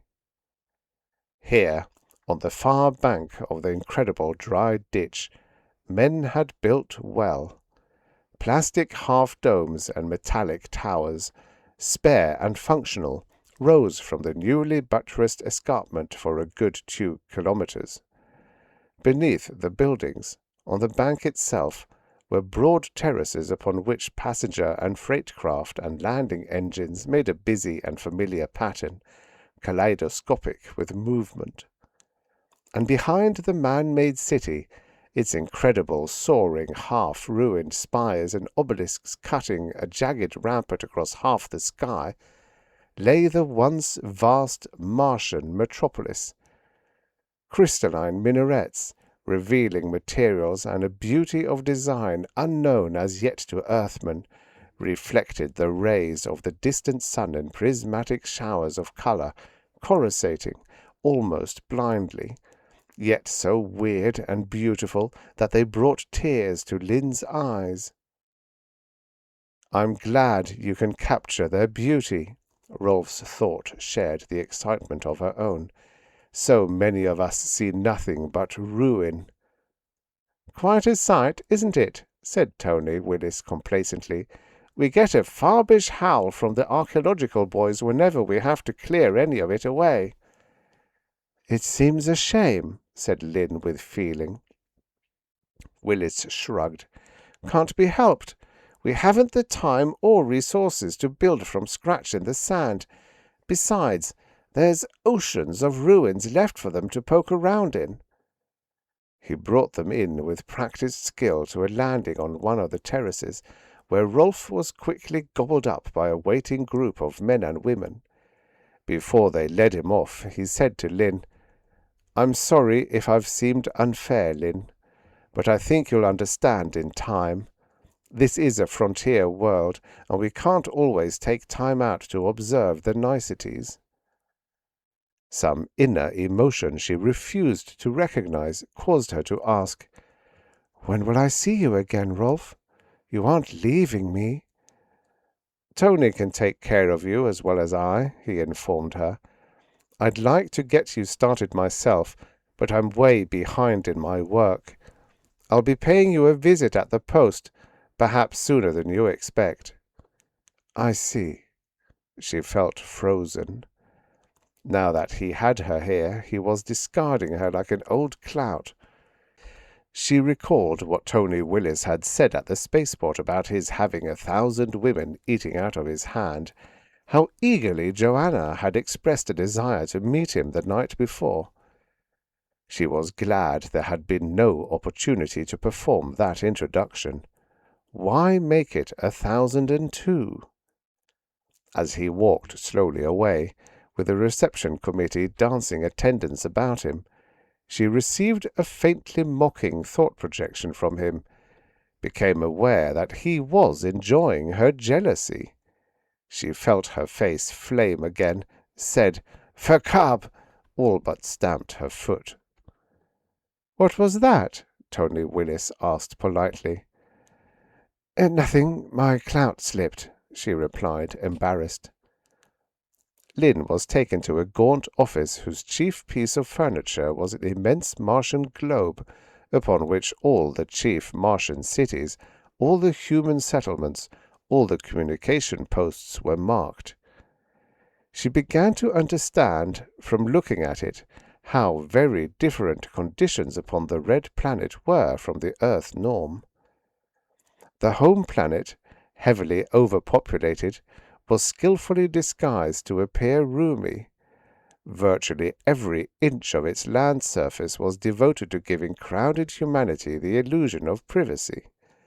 Aloneness was one of its most prized cultural assets. On Mars, with its scant million humans and solitude ever present, all cultural efforts were bent the other way, to create the illusion of a large number of people that did not exist. Instead of seeking privacy, the inhabitants gratefully crowded close together in their small communities, seeking strength through numbers. "We're making progress, tremendous progress," Tony told her seriously, tapping a point on the globe. "The more ground we get under cultivation, the more atmosphere we reclaim through the plant-breathing process. What we actually need is a few 100 million more people, but the planet will barely support those we have. It's a slow and laborious process." "Operation Bootstrap," said Lynne, wondering how she could even briefly have found this dedicated young man ridiculous. "Exactly," he told her. "I take it Rolf has briefed you a little about your job here." "A little," she said. I'm to relieve my brother, right? Right, he nodded. We can shortcut your training because you are his twin. Ordinarily, we take a couple of weeks fitting each communications worker to his or her post, finding in just which their telepathic sensitivity will work the best. But since, in a way, we know about you through Revere, we can save time. Revere, she said. What about him? Is he very sick? Tony Willis shrugged. It's periodic, he told her. This whole business is so new and so sudden it hit most of them without warning. Since you know the score, you ought to be able to fight it. But mightn't I have my brother's weaknesses? Lynne asked. We're hoping not, was the reply. In most cases women resist better than men.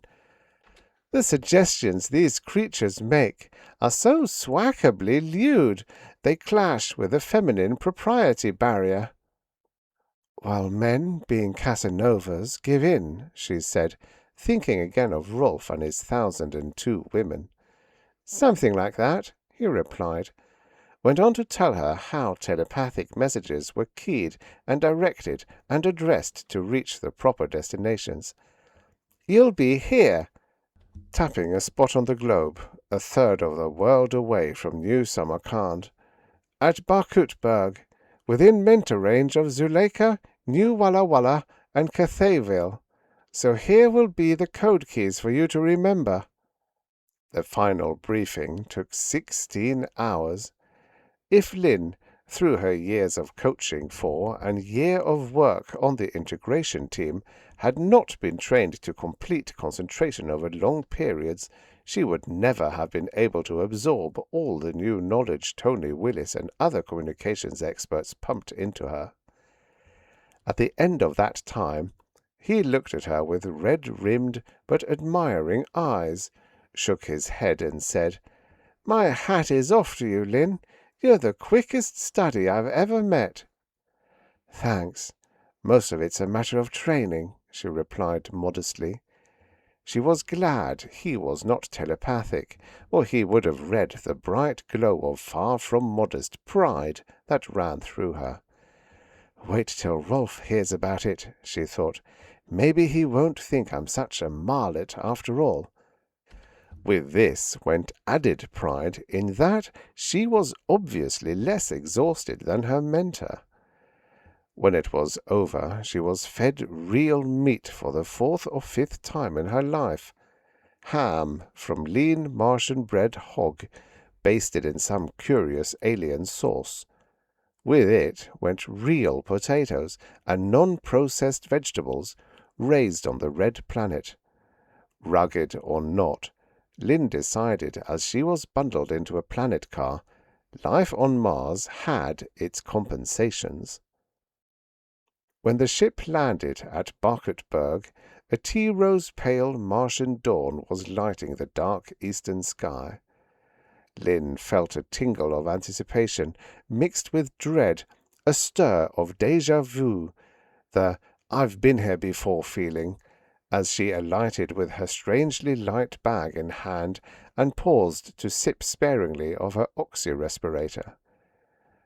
For here was her nightmare city, though seen from the ground. Here were the widely spaced transparent towers, similar to yet oddly unlike those of New Samarkand. Here were the scant human dwellings, clustered like alien mushroom growths amid the towering demi-ruins. 2 aluminium coveralled figures were awaiting her at the rim of the airport. One was tiny, feminine, despite the bulk of her costume, her exotically delicate Eurasian features roughened by wind and sunburn. She was Lau May O'Connell, qualified and elected leader of the pioneer settlement. The other was Revere Fenley.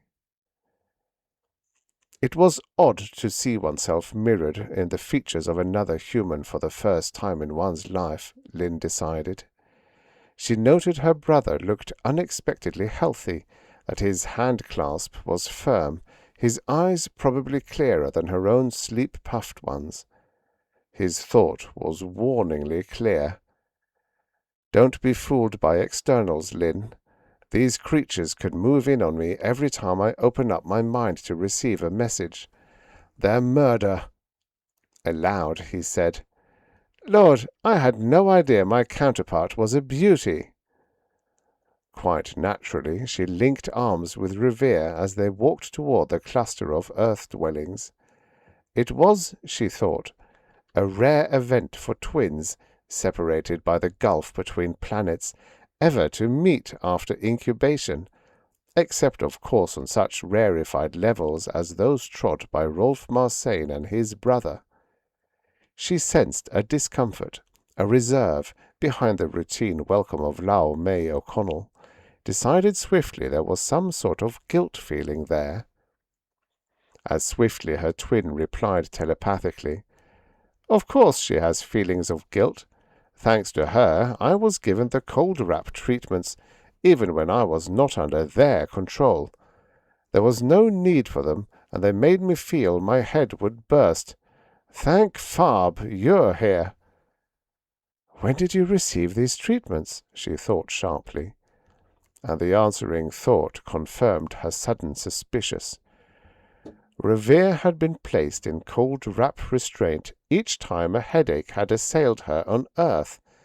He had been deliberately tortured as part of the campaign to get her to come to Mars and replace him. That Rolf, that Marlet, fury assailed her, fury and frustration.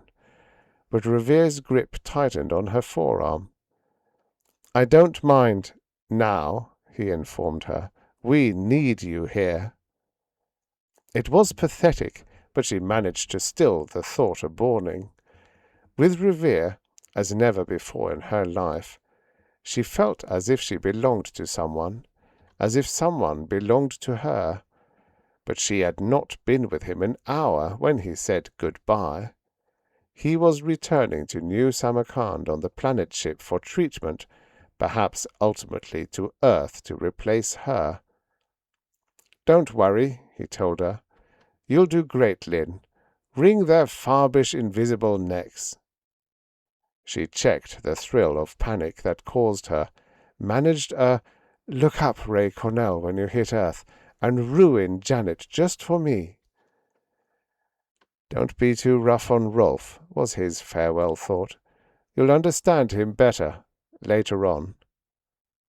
She watched the takeoff, walked back with Lau May O'Connell in silence, and 20 minutes later she stepped off the uplift platform and found herself alone in the patched tower room of her nightmare. 6. Sitting there alone, waiting for something to happen, Lynne, for the first time since becoming aware of her telepathic powers, began to get a sense of direction along with the thoughts that came to her from outside. Heretofore she had only been conscious of the thoughts themselves, varying in power according to the strength of the thinker. Perhaps because of the altitude of the tower room, perhaps because her own power was increasing with practice, perhaps because telepathy was easier in the thinner Martian atmosphere than on Earth. Perhaps through a combination of all these factors, Lynne was aware of tremendous mental strength.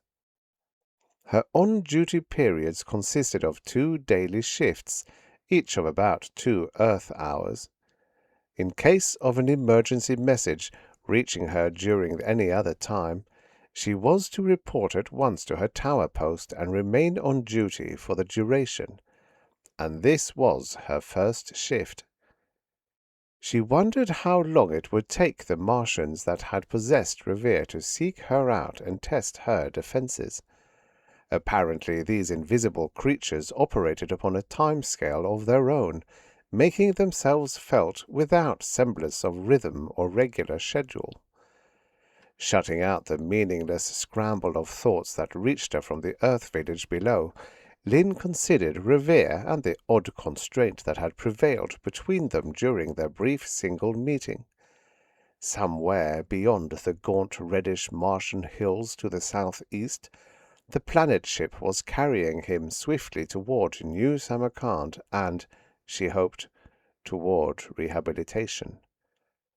Revere had had a rough deal on this outpost world.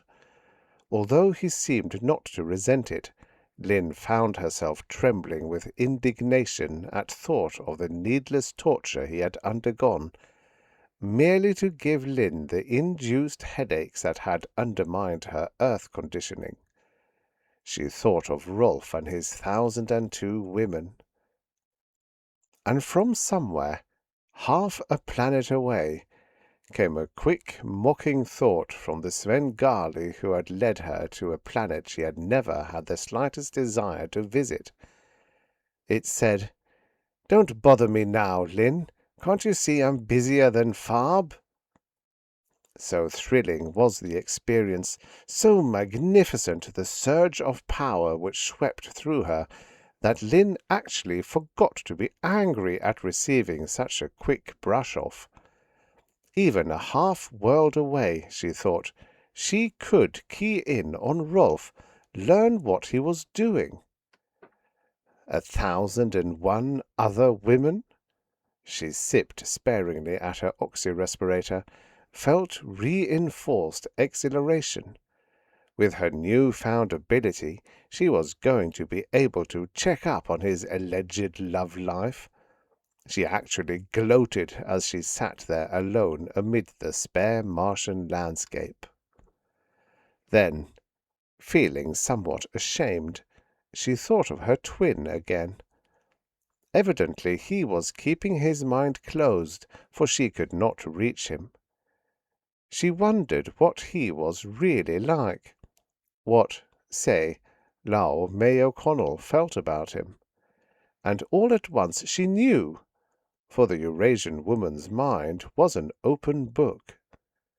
The Barkutberg leader was almost physically sick at Revere's departure. Her thoughts of love, of desolation, were so strong that Lynne found herself sharing them, even though she had seen her twin but a scant few minutes since attaining an age of reason. Yet there was strength and determination and a strong sense of duty holding Lau May O'Connell to her important tasks of seeing that her share of reclaiming a planet continued. The frail-looking Martian woman was, Lynne realized, a person of vast character. She thought of her having deliberately to torture the man she loved, through drugs that opened his already sick mind to the invaders, and wondered if she herself would be capable of such behavior, no matter how urgent the circumstance, to, say, Rolf Marsein. It was then that her first message came through. So unused was she to receiving telepathically impersonal thoughts that she all but missed her code signal. The Zuleika operator had to repeat it 3 times before Lynne came to with a start and keyed her own thoughts properly. S2 Barkutberg, S2 Barkutberg, come in. The message itself concerned a supply of chemi-lamps which had arrived at Zuleika from Cathayville and was ready for transshipment if they were needed at Barkutberg. Lynne repeated the message, pressed the hand buzzer for ground communication, relayed the news to Lau May O'Connell in her office below. She was told to notify Zuleika to send the chemi-lamps on at once, as they were sorely needed. Lynne got the message through, after which the Zuleika telepath flashed, "You're new on the job. How is Fenley?" "This is Fenley here," she replied. "Revere's twin, Lynne. He's been sent to New Samarkand for treatment." "Welcome, Lynne Fenley, and good luck," came the answer. "Met any of our unseen friends yet?" "Not yet," thought Lynne. "When are they apt to hit me?" "There's no telling." Lynne received a definite impression of a shrug. The Zuleika operator gave his name, which was Zachary Ramirez, then signed off for the time being. Thanks to this brief, personal conversation, Lynne no longer felt so alone. At least, when the invaders attacked her, she'd have someone to reach for. Or would she? There was a message from New Walla Walla Direct about an hour later, concerning some point of bookkeeping. Lynne handled it, then sat out the rest of her first tour of duty alone. The Martian sun was high in the sky when at last she took the downlift to the ground. She found herself ravenously hungry, either through some effect of the alien atmosphere and climate, or the knowledge the food she would get was real rather than fabricated. Lynne found herself thinking about dining in an almost animal fashion. Nor was the mess disappointing. All residents of Barketburg shared a single dining hall, since such a method represented great economy of time, labor, and food supplies. It was, to Lynne, rather like a greatly enlarged and much more volatile Mother Weedon's. The other residents of the settlement wore the uniform ruddiness of unmistakable good health. To Lynne, accustomed to the more pallid countenances of earth, they seemed almost vulgar. Yet the good humour, the camaraderie, were unmistakable, as were the animal spirits. Lynne, as a pretty girl and new arrival, got more masculine attention than ever before in her life. She was plied with offers to see the Martian ruins, to visit the nearby mountain tops, to take long excursions through the vast dry canal beds. To her relief, the other girls and women, unless their thoughts lied, showed very little resentment at her presence. In fact, most of them were as eager as the men to question her about the home planet, though their questions were cast in more feminine mould. Yet Lynne played her welcome cautiously, accepting no dates for the present on the plea that mastery of her new job demanded all her time and strength. A few days later, Lau May O'Connell suggested the two of them go for a walk. When they were well out of earshot of the others, she said, "You're handling yourself very well, Lynne. So far, so good." Lynne eyed her, carefully avoiding a probe of her mind. She had no wish to make an enemy of this woman, and the basic situation was emotionally delicate to begin with. She said, "Then you anticipate trouble, Miss O'Connell?" "Lau, please," she said. "There's scant room for social formality in a settlement like Barketburg. You'll have some trouble, of course. You're bound to on an alien planet. I hate to think of what I'd have to go through to adjust to Earth." "Fair enough," Lynne said gratefully. She wanted to ask Lau about Revere, what sort of man he was, some of his little habits. She also began to understand better why Earth-Mars twins were kept so rigorously apart as a rule. The relationship was a complex and deep one, and she found herself almost as homesick for her twin as was Lau. "Life is hard here," Lau said, "but not unhappy. It isn't even particularly earnest, save for necessary jobs. Work hard, play hard, rest hard. That's the rule of Mars." "It sounds good," said Lynne sincerely. "Tell me, Lau, just what is the status of electricity on Mars? I was a little worried when you wanted the chemilamps so urgently, but we have the communicator phones and electric cooking." "It's a strange problem," said the other woman. "Everything works as long as we can use a closed circuit on this planet, but the minute we open one up, for lateral broadcasting, say, it is dissipated like that."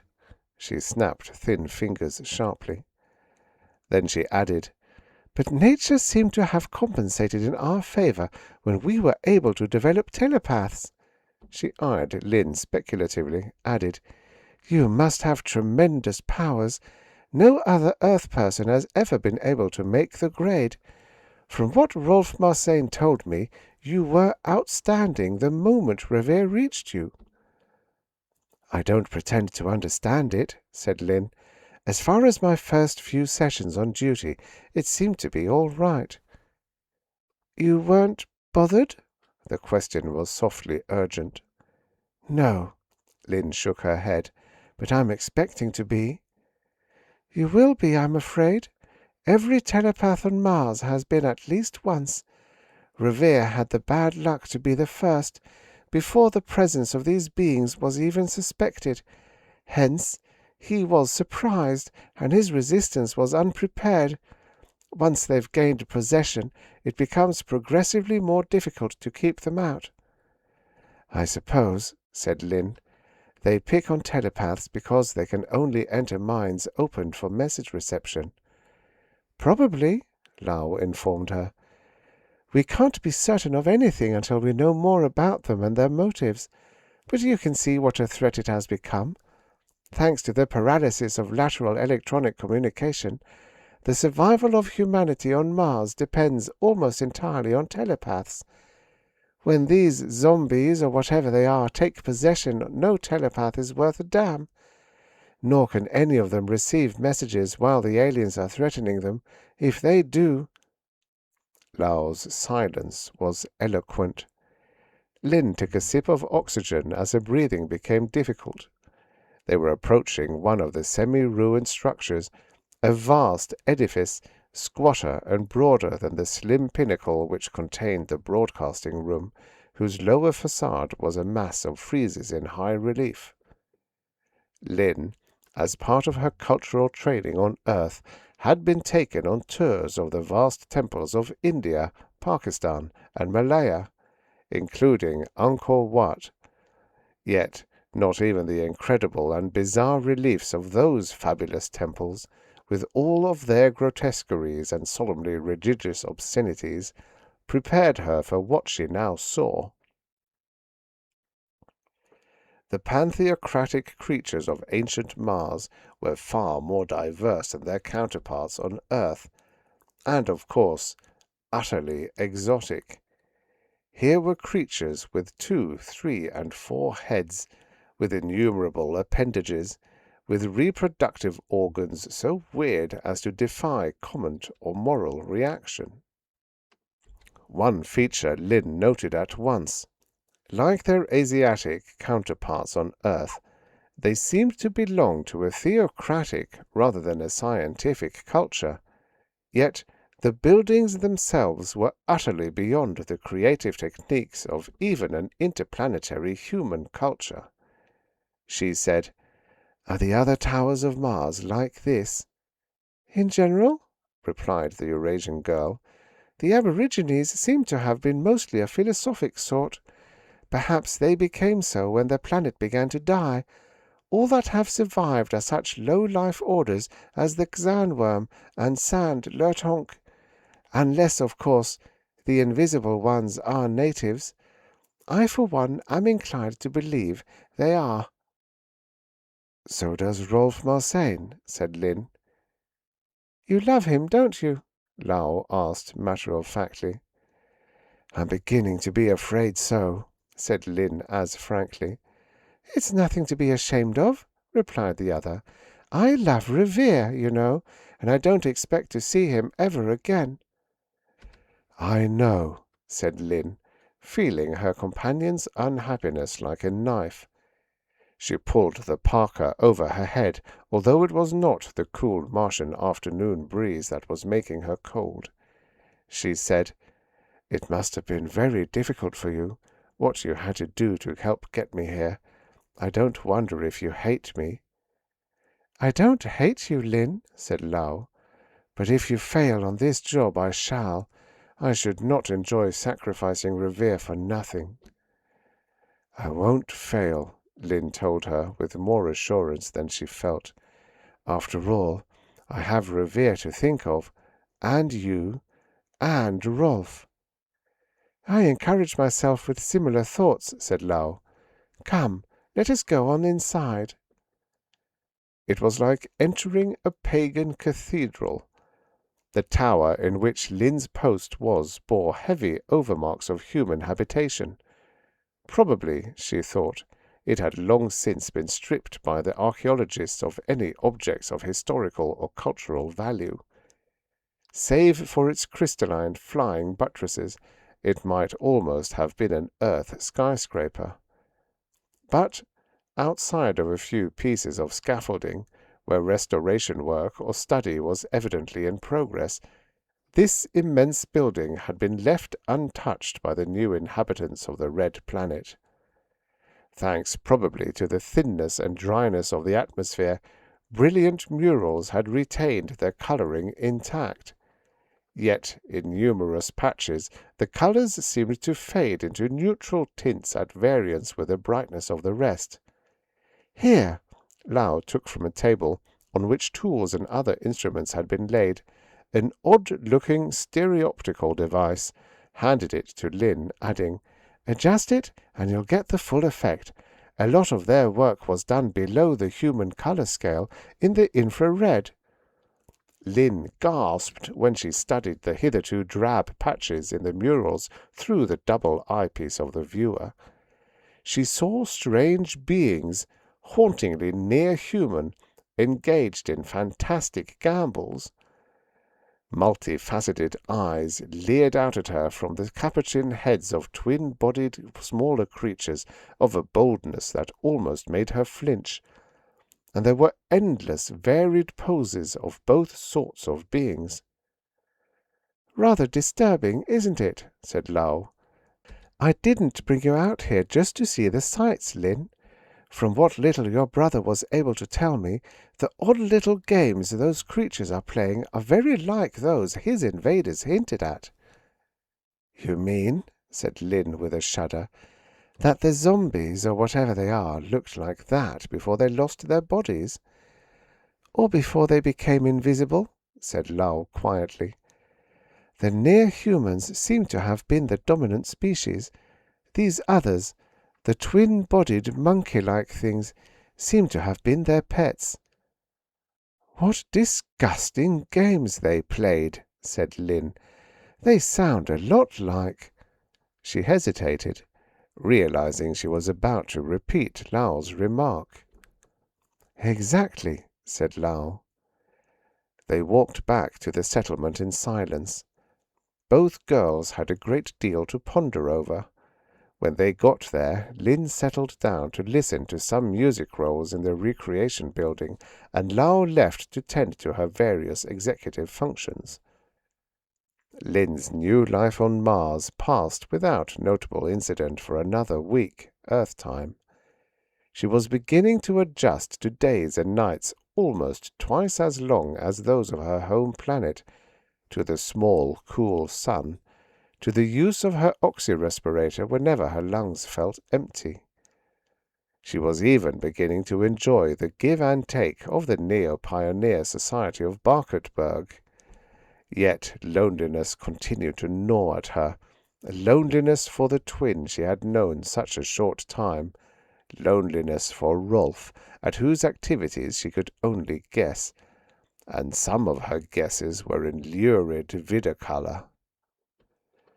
Late one afternoon, in the recreation building, the music roll was playing a fine concerto for thereharp by Liston Lutz, the most important human composer yet to emerge on Mars. Back on Earth, his music had seemed to Lynne to be both glaringly dissonant and a trifle decadent. Here on Mars, she understood it.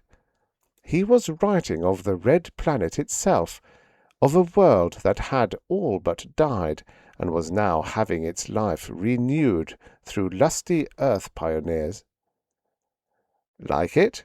one of the engineers enjoying an off-shift rest asked Lynne over a cola-fizz globe. "Very much. It fits," said Lynne. She was still smiling at him when the headache came back, with a sharpness and depth of discomfort she had never felt on Earth. For a full minute or two she thought she was going to be physically sick from the pain. She managed to get up and move toward her quarters before anyone noticed she was feeling badly. It would never do to have them worried about her. After all, they had enough to worry about. Besides, she knew what was the matter. Revere was in New Samarkand, and they were doing something to him, something that might easily either kill him or drive him permanently insane. 7. Lynne lay down on her simple cot and tried to flash a personal message through to Revere, but all she got was an increase of agony that almost blacked her out. Then she tried to reach Rolf Martian. Although she lacked the advantage of being high in her tower post, the emotional urgency of the moment more than compensated for this adverse factor. She got through to him quickly, discovered his mind was open.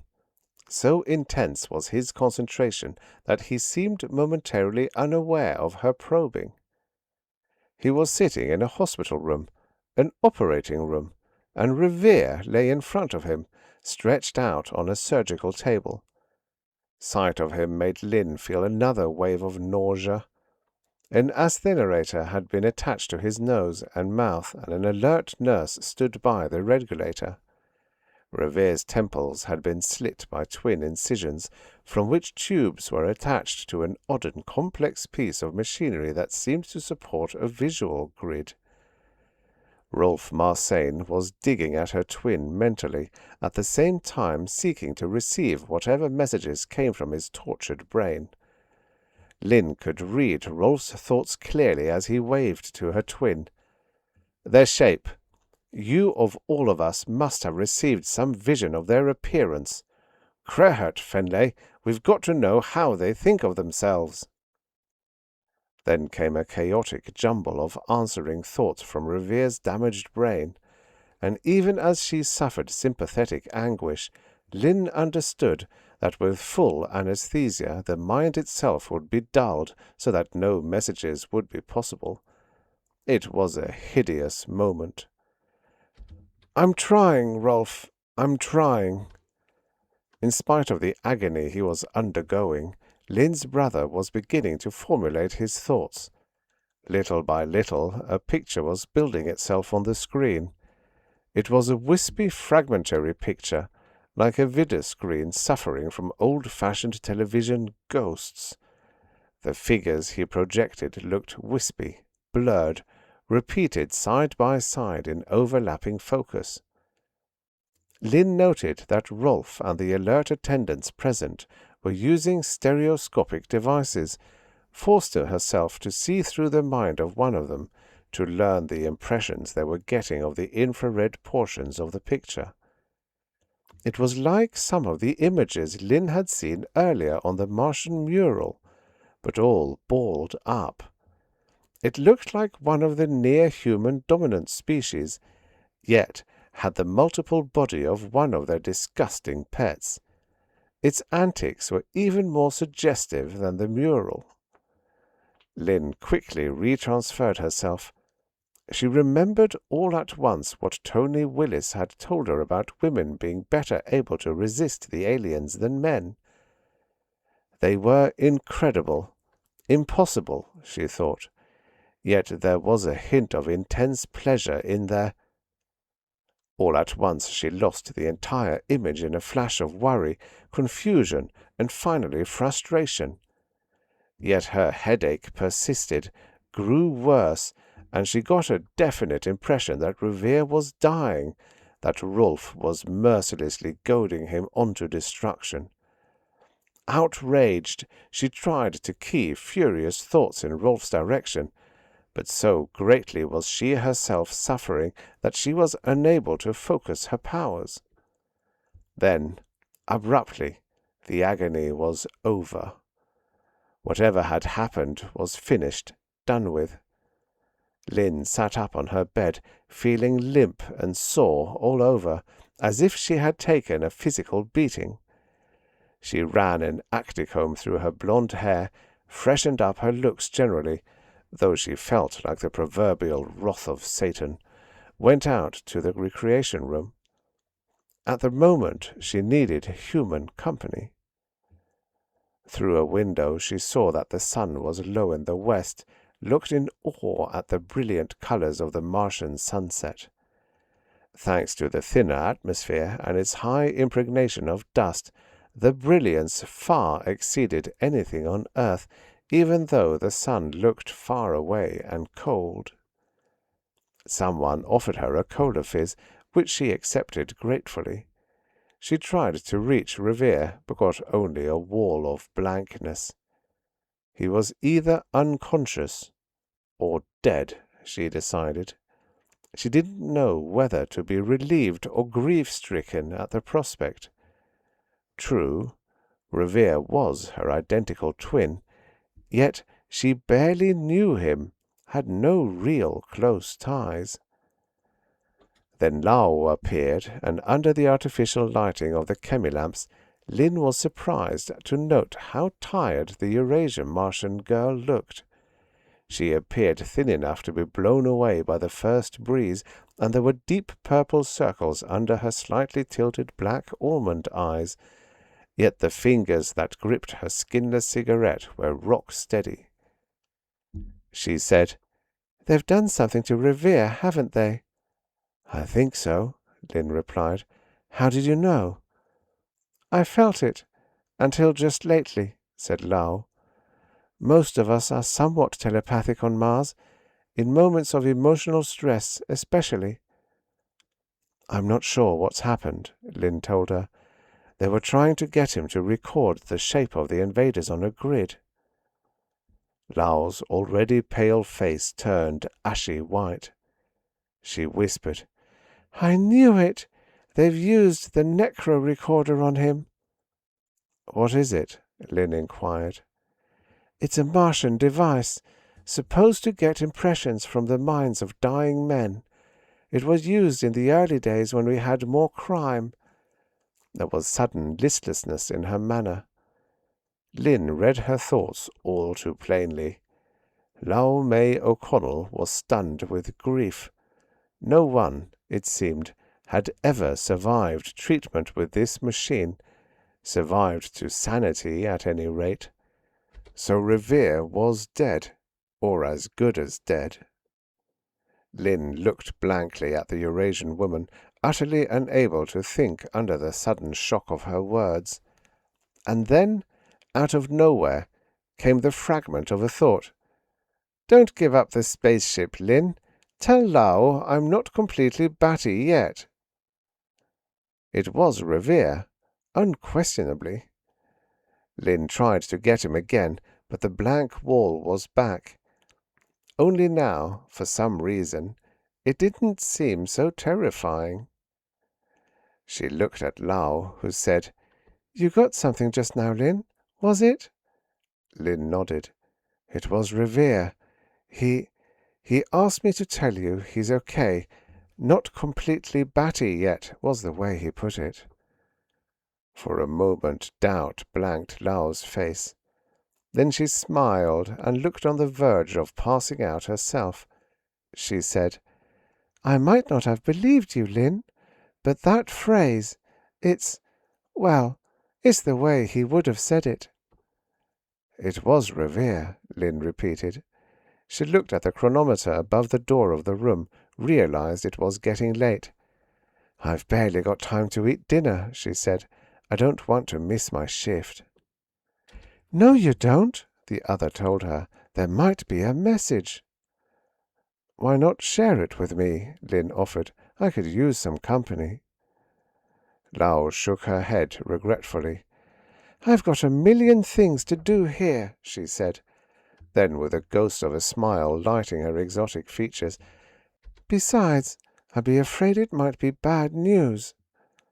"I'll send you a message via the ground communicator the second I learn anything," Lynne told her. Then the two women went in to dine at the head table. There were 2 islands of preoccupation amid the rough, good-humoured gaiety of the room. It was Saturday night at Barkettburg, and there was going to be a dance. Lynne found herself wondering at the morals of her new companions. They certainly didn't seem backward about sex. and the planet-wide dislike of privacy seemed to extend into even their most intimate personal relationships. Yet, when Lynne thought about Janet Downs and certain other young men and women of the supposedly more civilized home planet, she decided the Martians were probably the nicer. At any rate, they lived their emotional lives right out in the open. For the first time since her first few days on the Red Planet, she felt alone as she stepped off the uplift and entered her listening and message post high in the crystal tower. There was something frightening about sitting alone in this ruined building with the wind making its night sounds through the flying buttresses about her, and what appeared like the whole of Mars stretched out in panorama before her. It had looked desolate enough in the daylight. Now, with the stars blazing an enigmatic backdrop, it looked dark and twice as desolate. Lynne found herself wondering what strange and fearsome caravans, what hideous battles and frightful plagues had passed within view of her post. She seemed to see again the strange capering figures of the murals and bas-reliefs, and of the vision grid she had viewed telepathically that afternoon in the distant hospital room at New Samarkand. She told herself she was getting the jams, sent a tune-up message through to Cathaywille. Though the telepathic operator should have been on duty, there was no response. She reached out further to locate Revere, could not get to him, found Rolf. He told her, "Lay off, you marlet, Lynne. You nearly jammed the works this afternoon." "How is Revere?" She was insistent. "In coma, and hereafter use the proper channels, Lynne. You're supposed to key all messages for New Samarkand through Cathaywille." "Cathaywille fails to answer," she informed him. "Cease sending at once. Cease sending at once, Lynne. If Cathaywille is out, it means cease sending at once." "What does it mean?" Lynne was unused to Martian directness, unused to taking peremptory orders, especially from a man. She had no intention of obeying before she was good and ready, and suddenly they were there, all around her. Thanks to having viewed the murals and the scene on the visual grid that afternoon, she was able to get some idea of their nature, or what had been their nature before a dying globe had driven them to seek the refuge of pure thought and feeling forms. First, one of them came fluttering into the room, like some giant invisible moth. Then came another, and another, and another, until she lost count. They were gay for some reason, and nibbled at her mind like moths nibbling at wool in a closet. Worse, now that she had allowed them into her brain, she was unable to drive them out. They darted away, amused, just beyond the reach of her questing probe. Then they came back, doing their strange dances and whispering outrageous suggestions. Alien or not, they had definite erotic appeal that awakened in Lynne responses she had never before suspected she possessed. "What kind of creature am I?" she thought hysterically after a particularly ingenious, lascivious mental embrace. And then, from some hidden source, she drew the strength to fight. She concentrated as never before in her life, even while working with the group machine, and little by little began to win the battle with the aliens. "You'll regret it. Just let us have the loan of your body, and we'll show you joys you have never dreamt of." The thoughts pounded at her head with frail, persistent, powdery punches that promised to win through sheer weight of numbers what they lacked in power. But Lynne forced herself to think of kindly prosaic Mother Whedon. At once, seizing upon her thought, The invaders suggested all sorts of indecent sports for that mature lady, and the very idea of Mother Weedon indulging in such pursuits was so absurd that Lynne was unable to resist laughing out loud. At once the creatures were gone. They were unable to stand the brain waves of ridicule. Lynne wondered about it. For the moment she felt carried aloft on a wave of high excitement at her victory. She tried to code through a message to Rolf Marsein through the proper Cathaeville channel. Cathaeville had been attacked earlier in the evening, and for a while the telepath on duty had been forced to keep his mind resolutely shut, lest he fall prey to the enemy. Repulsed, they had moved on to Barketburg and Lynne. She gave the message for relay, received information to the effect that Rolf Marsein's current whereabouts were unknown, and that he was maintaining a closed mind to all messages and was therefore not to be reached. Lynne felt terribly alone at this message, and the invaders chose that moment, while her mind was still open, to return in greater force. This time Lynne found herself in actual pain. Their promise was no longer mere physical pleasure, although their abandonment of bodies had unquestionably led them to overstress the joys of the flesh. Now they promised pain, unless Lynne were to give way to them, the sort of pain, 1,000 times magnified, that she had felt sympathetically while Revere was enduring similar attack. She tried to concentrate on Mother Weedon, but the creatures were not to be fooled twice by the same ruse. This time it was their laughter that hurt. Lynne cast about wildly for help from any telepath within mental reach, lest she actually surrender body and mind to their control. She even tried to reach Laomé O'Connell, but the Eurasian woman was not telepathic enough to respond to the appeal. Then, as she was about to give up, support reached her. Revere was sending to her, helping her to steady herself.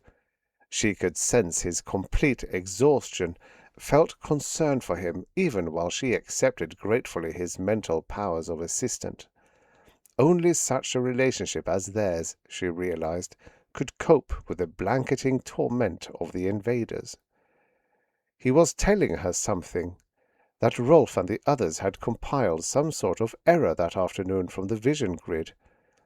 The thought ran, "They think they know what the creatures are now, but they don't. Even I don't. My images were mixed. They are not the dominant near-human species we thought, but something else." Slowly his thoughts faded once more, unable to hold out against the fatigue that was plaguing him. But his hopeless message of defeat had sprung a fresh thought train in Lynne's mind, one that so occupied her attention she was able to hold the invaders at bay almost without effort. She recalled the murals, the near-human-looking dominants and their pets with the disgusting dual bodies and vile games and many-faceted eyes. She thought back to what Revere had just said via thought waves. They are not the dominant near-human species we thought, but something else. She saw once more, in clear memory vision, the telepathic picture that had come to her of Rolf and Revere and the visual grid. No wonder the pictures had looked foggy and full of ghosts. In his mind's eye, limited by the fixed belief of Mars that only the dominant species could have survived in invisible form, Revere had tried to project these near-humans onto the screen. Inwardly, subconsciously, he had known better.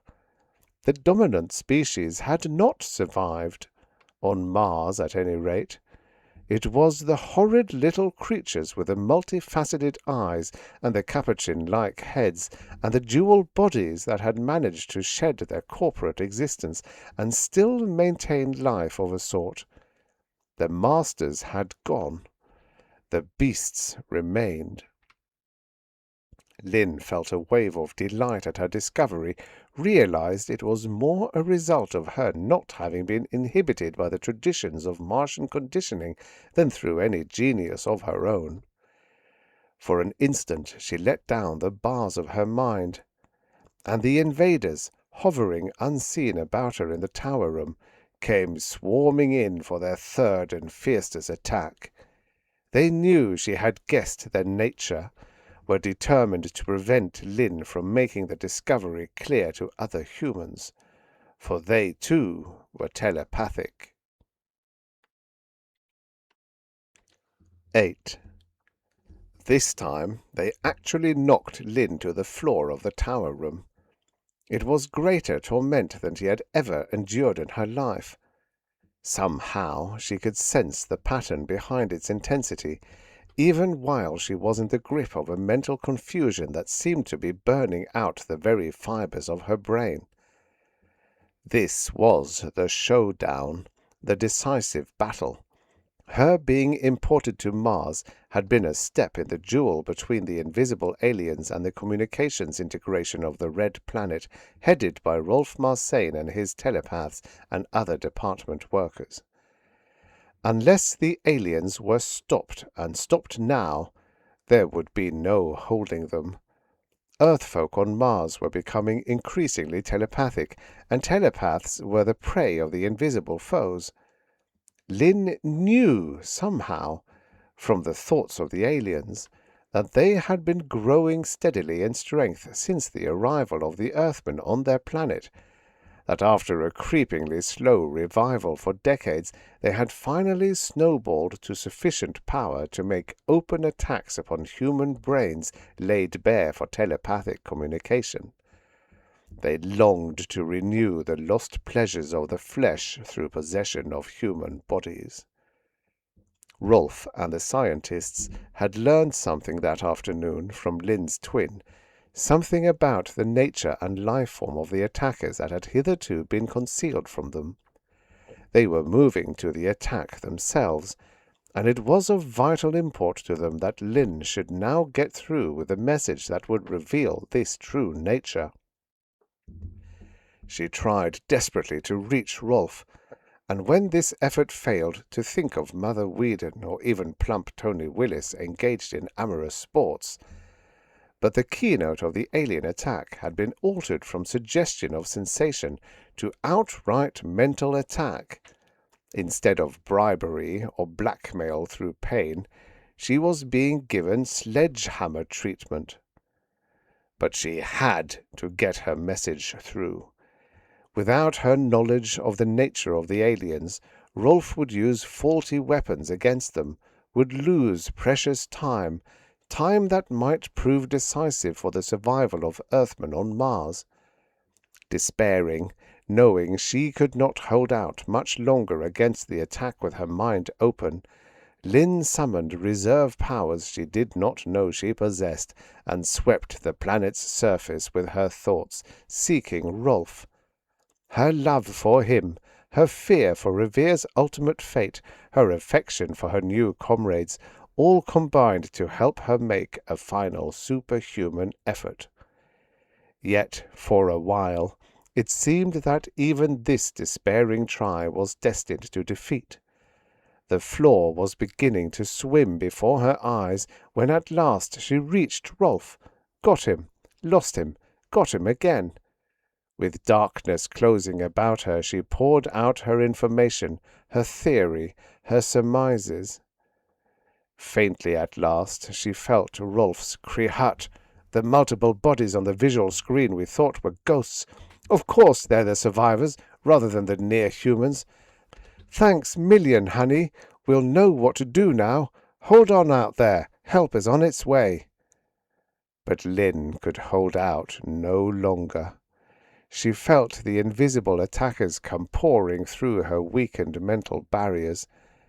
Her last remembered vision was of the floor rising rapidly to strike her.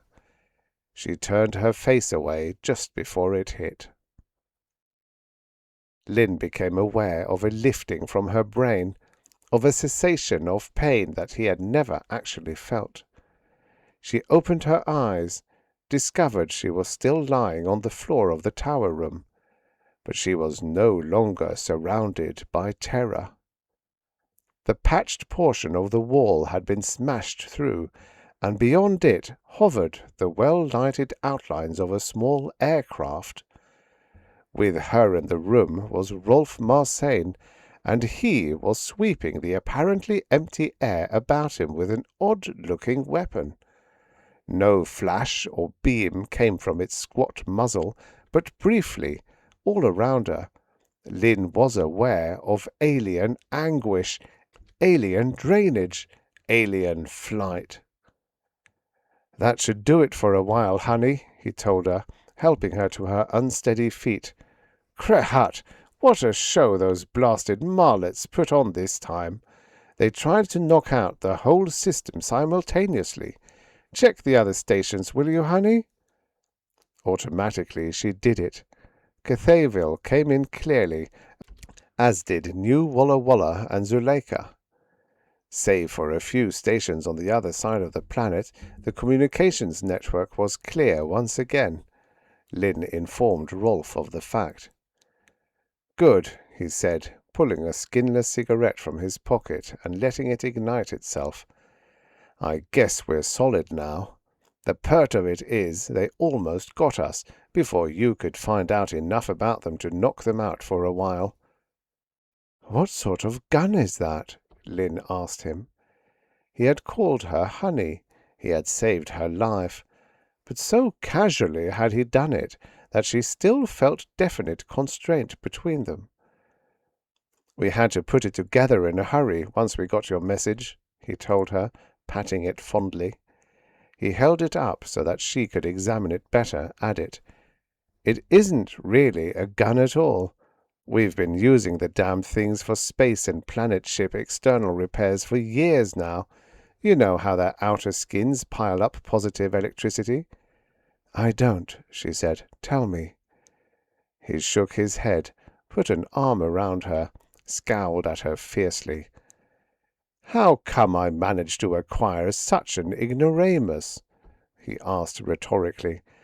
"I'm not going to explain it all now, but spaceships do pick up positive charges on the outer hulls, and this thing is an anion gun that attracts and discharges negative juice.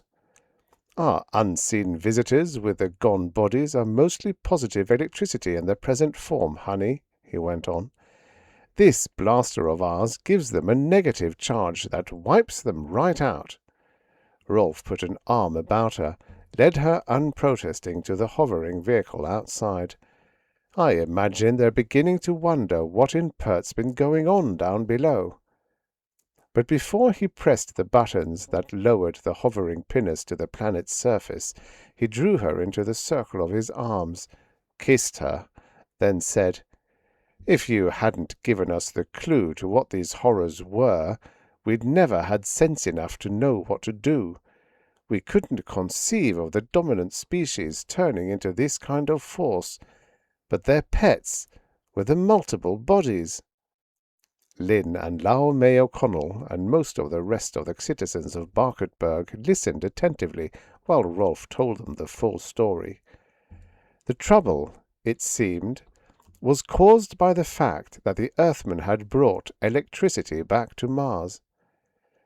These creatures were forced to discard their corporeal bodies to survive on a planet as dead as this one, he went on.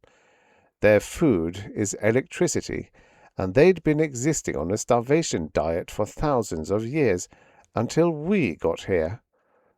"It's strange they never tried space travel," said Lynne. "I don't believe their philosophy admitted to such a materialistic solution," Rolf replied. "They must have progressed like Farb in the spiritual direction to be able to discard their bodies at all. Probably couldn't manage it both ways." "That makes sense, Rolf," Lau nodded, looked at Rolf with an appeal she could not put into words. He understood, told her, "Your revere is going to be right as pert. I know what you must have thought when Lynne gave you the message she got about what we were doing to him. I tried to conceal it for that reason, but this young lady is too farbly strong telepathically to shut her out. I'm sorry I had to make him suffer, but he understood, and I wasn't going to damage him permanently. We, that is, some of Tony Willis's bright young men, have managed to improve the necro-recorder so that it is no longer destructive of the mind of the UC. They've been working on it against time, and against just such a situation as arose recently when we were finally able to get Revere off duty for a bit. "Thanks," Lau May O'Connell said the word gratefully. "It's been rough on you," Rolf told her, "but nothing like as rough as if our little friends got control of all the telepaths." "What do they feed on that made them strong?" Lynne asked. "Electricity," said Rolf. "Just because we couldn't make it work in open circuits doesn't mean we haven't tried. They got enough from our efforts partly to restore themselves. From such efforts and the leakage of our closed circuits, they were always sopping it up. But we didn't even know what they looked like, though we had our suspicions. They figured to be survivors of the dominant species on the planet before it dried up. But Revere's test this afternoon gave us our first doubts. We were still up a tree when Lynne got a message through. That did it. But it was touch and go. I grabbed a spaceship to get to Lynne, then took a pinnace. If we hadn't managed to get the anion guns ready tonight, I think we'd have been licked for all our knowledge. Now we've got them licked. They can still raid our electricity once in a while, but it's going to cost them." That was about it. Lynne got up and went outside in the chill Martian night to smoke a skinless cigarette. A little while later, Rolf came out and joined her. He slipped an arm around her again, hugged her, and said, "Pert, isn't it?" "I guess so." The constraint she felt in his presence was strong upon her, and she had been through a little too much too quickly. She said, "What about Revere?" "He'll be back on the job in a little while," he said. "From what he told me before he went under this afternoon, he wants to mate up with Lau May O'Connell." "That'll be fine," said Lynne, feeling suddenly very lonely. "But what happens to me?" "One swirchy guess," he said, bringing his other arm into play. "But if you drive off the aliens, why are you going to need telepaths?" She felt robbed of a fascinating new career before it was even begun. "Don't you believe it," he told her. "Telepathy is going to be the keystone of the entire Martian culture. Now that we shan't have to confine people like you and Revere and me to communications, we can use them 1,000 other ways. Think of what telepathy will mean in education, in therapy, in sheer honesty and understanding. Besides," he looked thoughtfully at the star-studded sky, "man isn't always going to be limited to 2 puny planets. We've still to get a settlement working on Venus, and out there somewhere are the moons of Saturn and Jupiter. Think of how easy it will make the task if we have telepaths ready-made." He paused, forced her to look at him, said, "How about it, honey?" She said, "You must be in love with your own voice. You didn't really have to say any of that. But watch what you think."